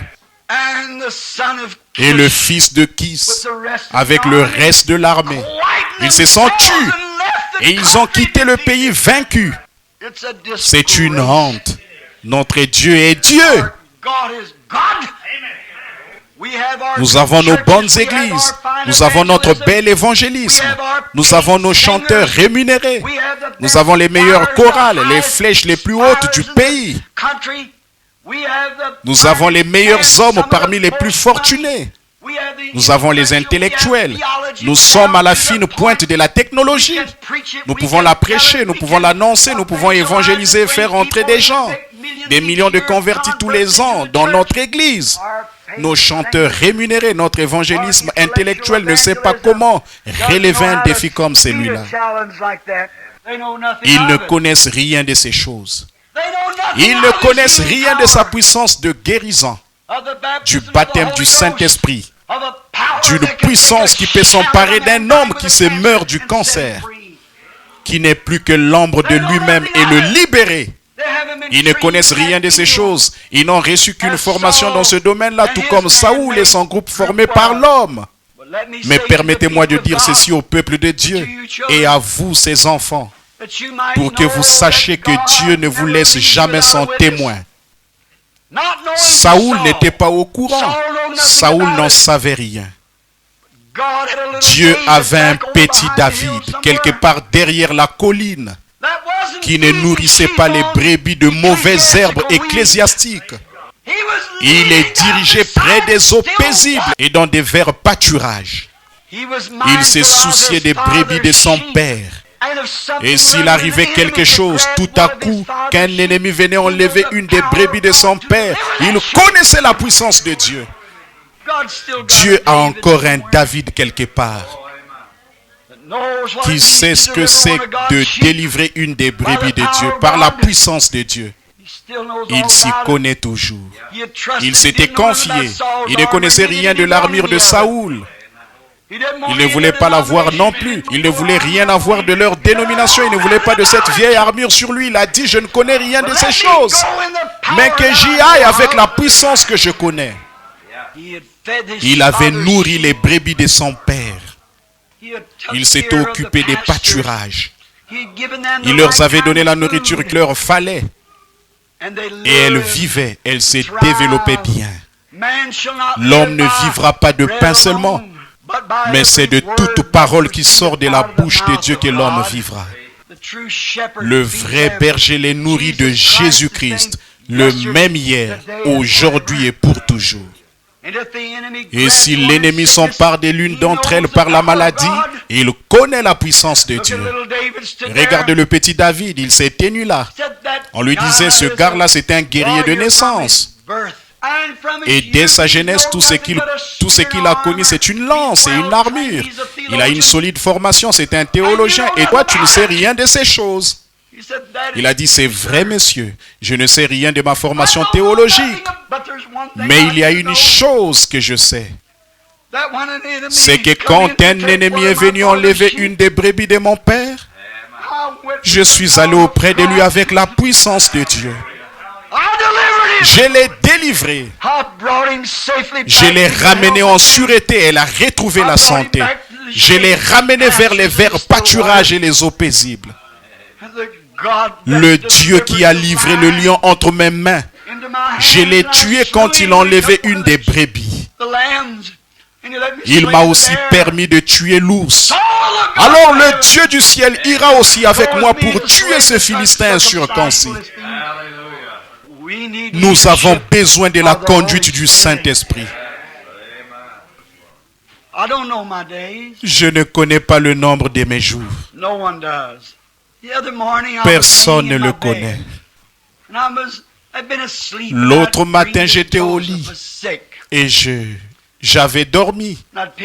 Et j'avais rêvé que Joseph était malade. Et que je l'avais pris dans mes bras pour prier pour lui. Et quand je me suis réveillé, j'étais tout bouleversé. Je me suis dit, eh bien, peut-être que Joseph va être malade. Alors j'ai vu passer devant moi une petite ombre sombre d'une couleur qui tirait un peu sur le brun. Et il semblait que c'était moi. Je la regardais et quelqu'un blanc la suivait, c'était lui. J'ai tourné la tête vers ma femme pour voir si elle était réveillée, pour lui montrer, au cas où elle aurait pu voir la vision, mais elle dormait. J'ai dit, oh, je suis désolé, Seigneur. Mais c'est bien ma vie, ça. Il a fallu que tu me pousses dans tout ce que j'ai fait. Toutes les fois qu'il arrivait quelque chose, je pensais que ça venait de toi. Mais je me rends compte que c'était Satan qui essayait de m'empêcher d'avancer. J'ai dit, si seulement tu pouvais me conduire. Et en regardant, j'ai vu le plus beau visage que j'ai jamais vu chez un homme. Il était devant moi et regardait derrière lui vers moi. Il a levé la main et a pris la mienne. Il s'est mis à marcher dans cette direction-ci. La vision a disparu. Dimanche passé, je m'étais réveillé de bonne heure. C'est là, ça avait été samedi, cette vision-là. Je me suis toujours inquiété. J'ai toujours pensé à la mort. J'ai 50 ans. Alors mon temps n'est pas. Je ne pensais pas qu'il m'en restait beaucoup. Je me demandais comment je serais dans cette théophanie, ces corps célestes. Est-ce que je verrai mes précieux amis? Que je verrai un petit nuage blanc qui passe et que je dirai voilà frère Neville, ou qu'il ne pourrait pas dire bonjour frère Branham? Et quand Jésus viendrait, alors je redeviendrai un homme. Je pensais souvent à ça. J'ai rêvé que j'étais dans l'ouest et que je traversais un petit champ d'armoise. Mon épouse était avec moi. Nous étions allés pêcher la truite.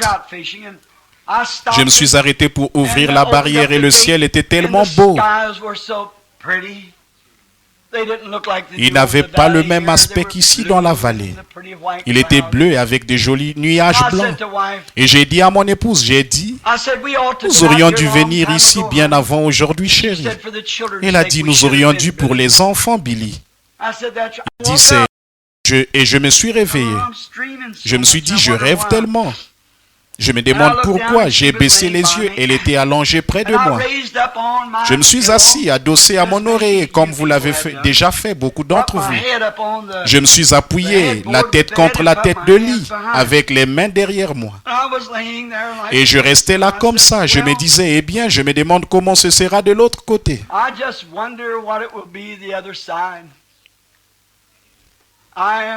J'ai déjà 50 ans. Et je n'ai encore rien fait. Si seulement je pouvais faire quelque chose pour aider le Seigneur. Car je sais que je ne serai plus mortel. Au moins la moitié de mon temps est déjà passé, ou plus que la moitié. Même si je vivais aussi vieux que les miens, j'ai quand même la moitié de mon temps de passé. Je regardais autour de moi. Je restais là, je m'apprêtais à me lever. Il était à peu près 7 heures. Je me suis dit, je crois que je vais aller à l'église ce matin. Même si je suis enroué, j'aimerais entendre prêcher frère Neville. Alors j'ai dit, chérie, es-tu réveillée? Elle dormait très profondément. Je ne veux pas que vous manquiez ceci. Ça m'a transformé. Je ne suis plus le même frère Branham que j'étais. Et j'ai regardé. Et j'entendais quelque chose qui répétait constamment. Et j'ai regardé. Et j'entendais quelque chose qui répétait constamment. Tu ne fais que commencer. Continue le combat. Continue seulement à courir vers le but. Je me suis secoué la tête un instant et je me suis dit, eh bien probablement que c'est moi qui pense ça. Tu sais, il peut arriver qu'on s'imagine des choses. Et je me suis dit probablement que je me suis juste imaginé ça. Ça disait, continue le combat, continue à avancer, continue à avancer. Et je me suis dit, c'est peut-être moi qui l'ai dit. Je me suis mordu les lèvres et je me suis mis la main sur la bouche. Et c'est encore revenu, ça disait, continue seulement à courir vers le but. Si seulement tu savais ce qu'il y a au bout de la route. Et c'était comme si j'entendais Graham Snelling ou quelqu'un chanter ces cantiques comme ceci. Il le chantait ici à Namae et vous tous. J'ai le mal du pays. Le cafard et c'est Jésus que je vais voir. J'aimerais entendre les cloches du Havre, le doux carillonnement. Mon sentier s'éclairerait, toutes les craintes se dissiperaient. Seigneur, laisse-moi regarder de l'autre côté du rideau du temps. Vous avez entendu chanter ça ici à l'église. Alors j'ai entendu une voix qui disait, aimerais-tu voir juste au-delà du rideau? J'ai dit, ça m'aiderait tellement. Alors j'ai regardé au bout d'un instant, d'un souffle, je me suis retrouvé dans un petit endroit en pente. J'ai regardé derrière moi et j'étais là étendu sur le lit. Et je me suis dit, ça c'est bizarre. Bon, je ne voudrais pas que vous répétiez ceci. Ce que je dis, c'est à mon église ou à mes brebis dont je suis le pasteur. Si j'étais dans mon corps ou hors de mon corps, ou c'était un ravissement, si c'était un ravissement, je ne sais pas, aucune vision que j'ai déjà eue. Je pouvais regarder là-bas et je pouvais regarder ici. Et quand je suis arrivé dans ce petit endroit, jamais je n'ai vu autant de gens. Ils accouraient vers moi en criant, « Oh, notre précieux frère !» Je regardais, et des jeunes femmes, peut-être au début de la vingtaine, de 18 à 20 ans, me sautaient au cou et criaient, « Notre précieux frère !» Et voilà des jeunes hommes qui venaient dans toute la splendeur virile de la jeunesse, leurs yeux étincelants, semblables à des étoiles au plus sombre de la nuit, leurs dents blanches comme des perles. Et ils criaient, ils me traînaient en criant, « Oh, notre précieux frère !» Je me suis arrêté, j'ai regardé, j'étais jeune. Je me suis retourné pour regarder mon vieux corps étendu là, les mains derrière la tête. J'ai dit, je ne comprends pas. Et ces jeunes femmes me sautaient au cou. Or, je me rends bien compte que j'ai un auditoire mixte. Et ce que je dis ici, c'est avec la délicatesse et la douceur de l'esprit. Un homme ne peut pas serrer une femme dans ses bras sans qu'il y ait une sensation humaine. Mais là, il n'y en avait pas. Il n'y avait pas d'hier, pas de demain. Ils ne se fatiguaient pas, ils étaient. Je n'avais vu d'aussi jolies femmes de toute ma vie. Elles avaient les cheveux qui leur descendaient jusqu'à la ceinture, de longues jupes qui leur arrivaient à la cheville, et elles étaient là à me serrer dans leurs bras, et ne me serraient pas comme ma propre sœur qui est assise là, même m'aurait serré. Elles ne m'embrassaient pas et je ne les embrassais pas. C'était quelque chose pour lequel je n'ai pas de vocabulaire, je n'ai pas de mots pour l'exprimer. Perfection, le mot n'est pas à la hauteur. Superbe, le mot n'est pas à la hauteur. Mais pas du tout, c'était quelque chose que je n'ai jamais, il faut être là, c'est tout. Je regardais dans cette direction-ci et dans cette direction-là, et ils venaient par milliers. Et j'ai dit, je ne comprends pas. J'ai dit, mais elle, et voilà Hop qui venait. C'est ma première femme, elle a accouru. Et elle n'a pas du tout dit mon mari. Elle a dit mon précieux frère. Elle m'a serré dans ses bras. Et après, une autre femme qui m'avait serré dans ses bras était là. Et Hop a serré cette femme dans ses bras. Et chacune. Alors je me suis dit, oh, il faut qu'il y ait quelque chose de différent ici. C'est impossible, il y a quelque chose. Je me suis dit, oh, est-ce que je voudrais jamais retourner vers cette vieille Caracas? Je regardais de tous les côtés et je me disais, qu'est-ce que c'est que ça? Je regardais très attentivement et j'ai dit, je ne comprends vraiment pas. Mais Hop semblait être une invitée d'honneur. Elle n'était pas différente des autres, seulement elle était comme une invitée d'honneur. Et alors j'ai entendu une voix, celle qui m'avait parlé dans la chambre. Elle disait, ceci c'est ce que tu as prêché quand tu parlais du Saint-Esprit. Ceci c'est l'amour parfait.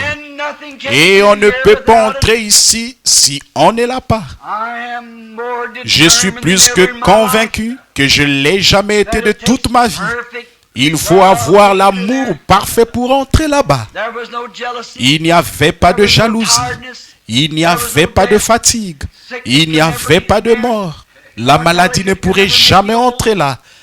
La mortalité ne pourrait jamais vous faire vieillir. Et eux, ils ne pouvaient pas pleurer. Il n'y avait que de la joie. Oh, mon précieux frère, et ils m'ont pris et m'ont placé à un endroit très haut. Et je me suis dit, je ne rêve pas. En me retournant, je peux voir mon corps étendu là, sur le lit. Et ils m'ont placé là-haut et j'ai dit, oh, je ne devrais pas être ici. Et voilà que des femmes et des hommes dans la fleur de leur jeunesse arrivaient de deux côtés en criant. Et une femme qui était là s'était criée, oh, mon précieux frère, oh, nous sommes tellement heureux de te voir ici. J'ai dit, je ne comprends pas. Et alors cette voix qui parlait au-dessus de moi a dit, tu sais, il est écrit dans la Bible que les prophètes étaient recueillis auprès des leurs. Et j'ai dit, oui, je me souviens d'avoir vu ça dans les Écritures. Mais ceci, c'est le moment où tu seras recueilli auprès des tiens. J'ai dit alors, ils seront réels et je pourrai les toucher. Oh oui, j'ai dit, mais il y en a des millions, il n'y a pas autant de Branham que ça. Et cette voix dit, ce ne sont pas des Branham, ce sont tes convertis. Ce sont ceux que tu as conduits au Seigneur. Il a dit, certaines de ces femmes que tu trouves si ravissantes avaient plus de 90 ans quand tu les as conduites au Seigneur. Ce n'est pas étonnant qu'elles crient notre précieux frère. Et tous se sont écriés ensemble. Ils ont dit, si tu n'avais pas accepté d'y aller, nous ne serions pas ici. J'ai regardé autour de moi et j'ai pensé, mais je ne saisis pas. J'ai dit, oh, où est Jésus? J'ai tellement envie de le voir. Ils ont dit, il est juste un peu plus haut là dans cette direction. Ils ont dit, un jour, il viendra à toi, voyez. Tu as été envoyé comme chef, alors Dieu viendra. Et quand il viendra, d'abord, il te jugera selon ce que tu leur as enseigné. S'ils entrent ou pas, on dépendra.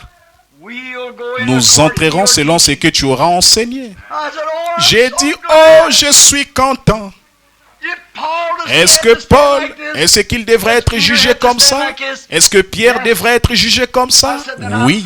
J'ai dit, alors j'ai prêché chaque parole qu'ils ont prêchée. Je n'en ai jamais dévié ni d'un côté ni de l'autre.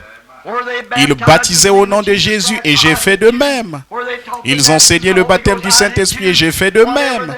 Tout ce qu'ils ont enseigné, moi aussi je l'ai enseigné. Et ces gens-là se sont écriés, ils ont dit, nous le savons et nous savons qu'un jour nous retournerons sur terre avec toi. Ils ont dit, Jésus viendra et tu seras jugé selon la parole que tu nous as prêchée. Après, si tu es accepté à ce moment-là, et tu le seras. Ils ont dit, après, tu nous présenteras à lui comme les trophées de ton ministère. Ils ont dit, tu nous conduiras vers lui, et tous ensemble, nous retournerons sur terre pour y vivre pour toujours. J'ai dit, est-ce que je dois retourner maintenant? Oui, mais continue à courir vers le but. Je regardais, je pouvais voir les gens, il y en avait à perte de vue. Ils continuaient à venir, ils voulaient me serrer dans leurs bras, ils criaient notre précieux frère. Au même moment, une voix a dit, tout ce que tu as aimé et tous ceux qui t'ont aimé, Dieu te les a donnés ici. Je regardais et voilà mon brave chien qui est arrivé. Voilà mon cheval qui est arrivé. Il a appuyé sa tête contre mon épaule avec un doux hennissement. Tout ce que tu as aimé et tous ceux qui t'ont aimé, Dieu te les a remis entre les mains par ton ministère. Alors j'ai senti que je quittais cet endroit magnifique. J'ai regardé autour de moi. J'ai dit, chérie, es-tu réveillée? Elle dormait toujours. J'ai pensé, oh Dieu. Oh, aide-moi, oh Dieu. Que je ne fasse jamais de compromis sur une seule parole. Que je m'en tienne strictement à cette parole. Et que je la prêche. Peu m'importe ce qu'il peut advenir. Ce que qui que ce soit peut faire. Combien de Saoul et de fils de Kis peuvent s'élever. Combien ceci, cela ou autre chose. Seigneur, que je cours vers cet endroit-là. Toute peur de la mort. Je dis ceci avec ma Bible devant moi ce matin. J'ai un petit garçon de 4 ans là à élever. J'ai une fille de 9 ans et une adolescente. Et je suis reconnaissant qu'elles aient choisi de suivre le Seigneur. Que Dieu me permette de vivre assez longtemps pour les élever en les instruisant selon Dieu. Et surtout qu'il y a des cris du monde entier qui semblent être dirigés vers moi. Des femmes et des hommes de 90 ans et tout. Si tu n'avais pas accepté d'y aller, nous n'aurions pas été ici. Que Dieu me permette de continuer le combat. Mais pour ce qui est de la mort, je n'ai plus. Ce serait une joie, ce serait un plaisir de quitter cette corruption et cette honte pour entrer là. Si je pouvais former là-bas 100 milliards de milles de haut, un bloc carré, ça ce serait l'amour parfait. Et à chaque pas dans cette direction, s'il y aurait un rétrécissement, jusqu'à ce que nous arrivions où nous sommes en ce moment, ce ne serait alors qu'une simple ombre de corruption. Ce petit quelque chose qui nous fait pressentir, entrevoir qu'il y a quelque chose quelque part, nous ne savons pas ce que c'est. Oh, mes précieux amis, mes bien-aimés, mes chéris de l'Évangile, mes enfants que j'ai engendrés pour Dieu, écoutez-moi votre pasteur. Vous, si seulement il y avait un moyen pour moi de vous expliquer. Il n'y a pas de mots, je ne pourrais les trouver. Ils ne se trouvent nulle part, mais juste au-delà du dernier souffle se trouve la chose la plus glorieuse que vous ayez jamais. Il n'y a pas de moyen de l'expliquer, il n'y a pas moyen, je ne peux vraiment pas.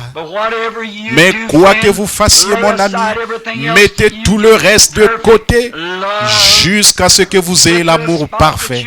Arrivez-en au point d'aimer tout le monde, tous les ennemis et tout le reste.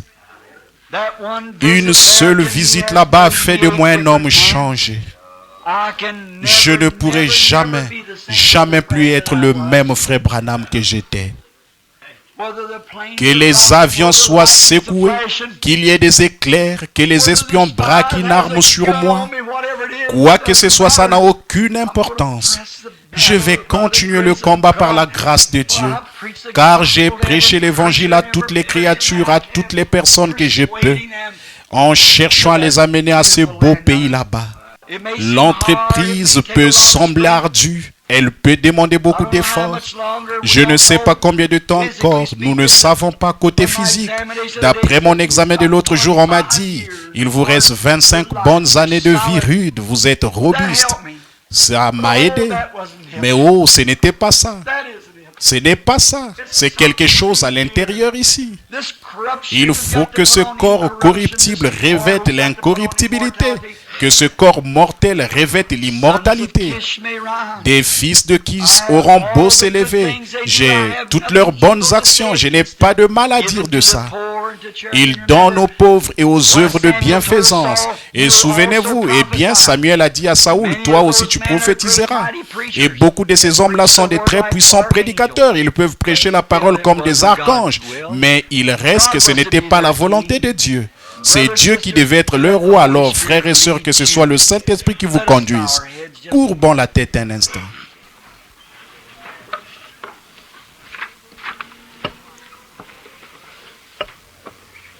I'm so homesick and blue. J'ai vraiment le mal du pays.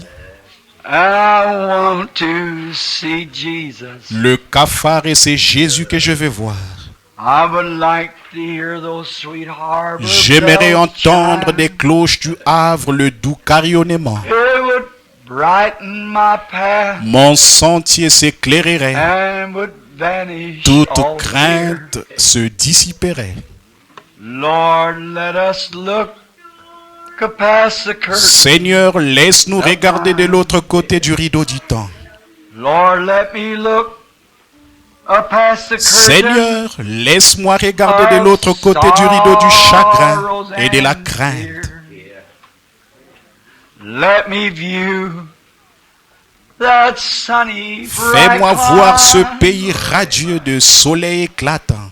It would strengthen our faith Notre foi s'affermirait. and would vanish Toute crainte all se fear. dissiperait. Lord, let them look past the curtain. Seigneur, laisse-les regarder de l'autre côté du rideau du temps. I'm sure, Lord, Je suis convaincu, if Seigneur, this little church this que si morning cette petite église ce could just matin look past, pouvait seulement regarder de l'autre côté du rideau, not an affliction aucune among affliction them, there parmi never eux could be. ne pourrait jamais y en avoir. Not a sickness, Aucune nothing but maladie, perfection. rien d'autre que la perfection. And it's just one Et il n'y a breath qu'un between souffle here and entre there. ici et là. From old De la age, vieillesse à la jeunesse, from du time temps à to l'éternité, eternity, from a weary des of tracas de tomorrow and a demain et sorrow du of chagrin yesterday, d'hier, till the present au time temps présent de l'éternité, in perfection. dans la perfection. Je te prie, ô Dieu, de bénir toutes les personnes qui sont ici. S'il y en a ici, Seigneur, qui ne te connaissent pas de cette façon-là dans l'amour, et en vérité, Père, on ne peut pas entrer dans ce lieu saint si on n'a pas ce genre d'amour-là, la nouvelle naissance d'être né de nouveau. Le Saint-Esprit, Dieu est amour, et nous savons que c'est vrai. Nous aurons beau transporter des montagnes par notre foi, faire de grandes choses, mais si nous n'avons pas ça, nous ne pourrons jamais monter à cette grande échelle là-bas.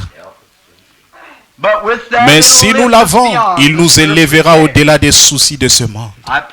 Je te prie, Père, de bénir les gens qui sont ici. Et que chaque personne qui m'a entendu raconter cette vérité ce matin, et tu m'en es témoin, Seigneur, comme Samuel autrefois. Leur ai-je déjà dit quelque chose en ton nom qui n'ait pas été vrai? Ils en sont les juges. Et je leur ai dit, je leur dis maintenant, Seigneur, que tu m'as amené dans ce pays-là. Tu sais que c'est vrai. Et maintenant, Père, s'il y en a qui ne te connaissent pas, que ce soit maintenant l'heure où ils diront, Seigneur, place en moi la volonté d'être selon ta volonté. Accorde-le, Père.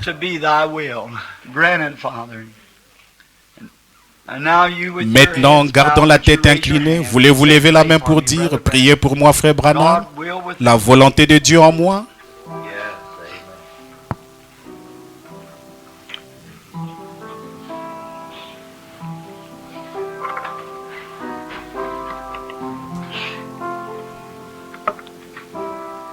Now, while you're right where you are, Maintenant, à l'endroit où vous êtes, just real sweet, avec beaucoup de why douceur, don't you just say pourquoi to ne pas Father, dire au Père, God, oh Dieu, within my dans mon heart, cœur aujourd'hui, je today renonce I à renounce toutes les choses du all monde. things of the world.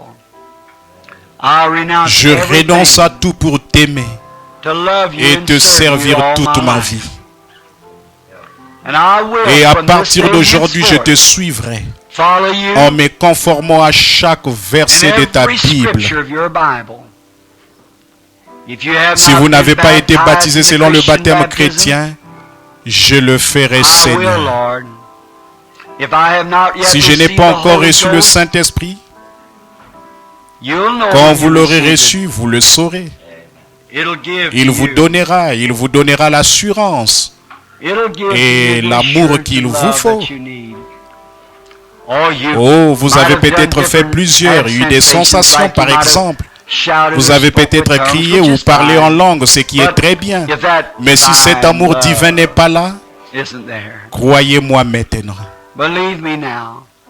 Say, Lord, Dites, place Seigneur, within my heart place and dans in mon my cœur et soul dans mon âme la the portée de reaching of ton your esprit, spirit, that I might afin love que je and puisse honor aimer et and have honorer that et divine avoir love in aujourd'hui my dans mon heart cœur today cet amour divin that would take me qui to that land m'emportera when dans my ce pays final quand breath leaves me. j'exhalerai mon dernier While we souffle. pray, you pray Pendant que yourself nous now. prions, priez Your vous own aussi way, là. you pray, À ask votre God manière, to do vous that priez, for you. demandez à Dieu de faire cela I pour love vous. you. Je vous aime. I love you. Je vous aime. You precious Vous, great cher little homme man aux sitting cheveux here. gris qui est You've assis worked ici, hard and fed vous avez little travaillé children. dur pour You nourrir des poor petits-enfants. mamas who struck the Vous, les tears braves from vieilles their eyes. mamans, vous avez essuyé les larmes de leurs yeux. Let me assure you Je vous this, le sister certifie, dear. chère sœur. It isn't that Ce way n'est pas across comme the ça other de breath l'autre yonder. côté, cet autre souffle là-bas. I believe it Je is crois que ça se trouve absolutely dans in cette the pièce room. absolument. It's just Ce the n'est qu'une dimension that dimension we dans live laquelle into. nous This is vivons just ici. the C'est corruption seulement that la we live in corruption now. dans laquelle nous vivons maintenant. Will in me, Lord, thy will Mais to en be. moi, Seigneur, la volonté d'être selon ta pray volonté. while we pray Priez together. pendant que nous prions ensemble. Reverently, Lord, Respectueusement, Seigneur, upon the basis en nous of thy fondant sur word ta and parole thy et sur ton Holy Spirit, Saint-Esprit, we are so glad nous to sommes know si where our heureux de birth comes connaître from. la provenance de notre naissance. Glad that we were Nous born sommes not heureux of d'être the will nés of non man, de la nor the volonté will de of l'homme, flesh, ni but de of la the will volonté of de la God. chair, mais de la volonté de Dieu. And we pray today, Father, Et nous that prions these aujourd'hui, who Père, are pour now ceux qui asking demandent for maintenant la pardon, grâce de ton grace, pardon. that your Que Spirit ton esprit fasse l'œuvre, Seigneur. do that work. Il n'y a aucun moyen pour moi de le faire. Je suis seulement un homme, un autre fils de Kis, mais nous avons besoin de toi, le Saint-Esprit. God, let me be Oh Dieu, Samuel, que je one sois who comme tells the Samuel, truth of the word. quelqu'un qui prononce la vérité de la parole. And you have vindicated it so far. Et jusqu'ici, tu as confirmé qu'il en était ainsi. Et je crois que tu continueras à le faire tant que je resterai fidèle. Puissent-ils tous recevoir la vie éternelle maintenant, Père. Puisse ce jour être ineffaçable pour eux. Et quand viendra leur heure de quitter ce monde, puisse ce que je viens de dire ici devenir une réalité. Nous sommes assis ici en tant que mortels aujourd'hui à regarder notre montre, à penser à notre dîner, au travail de demain, aux soucis et aux labeurs de cette vie. Mais il n'y en aura plus à ce moment-là. Tout cela disparaîtra. Et il n'y aura plus de soucis. Mais une grande joie pour l'éternité. Donne-leur ce genre de vie, la Père, à tous. Et que, voici ce que je te demande, Père, c'est que chaque personne qui est ici ce matin, qui m'a entendu raconter cette vision, que je puisse rencontrer chacune de l'autre côté. Bien qu'il y ait peut-être des hommes ici qui ne soient pas d'accord avec moi et des femmes aussi. Mais Père, que cela ne nous fasse jamais obstacle. Puissions-nous les rencontrer là-bas alors qu'ils nous courent eux aussi et que nous nous étreindrions en criant notre précieux frère. Que cela se passe tel que montré la Seigneur pour chacun. Tout ce que j'ai aimé et tous ceux qui m'ont aimé. Je te prie qu'il en soit ainsi, Seigneur, et je les aime tous, qu'ils soient présents, Père. Je leur offre maintenant la vie éternelle. Puissent-ils faire leur part afin de l'accepter, car je le demande au nom de Jésus. Amen.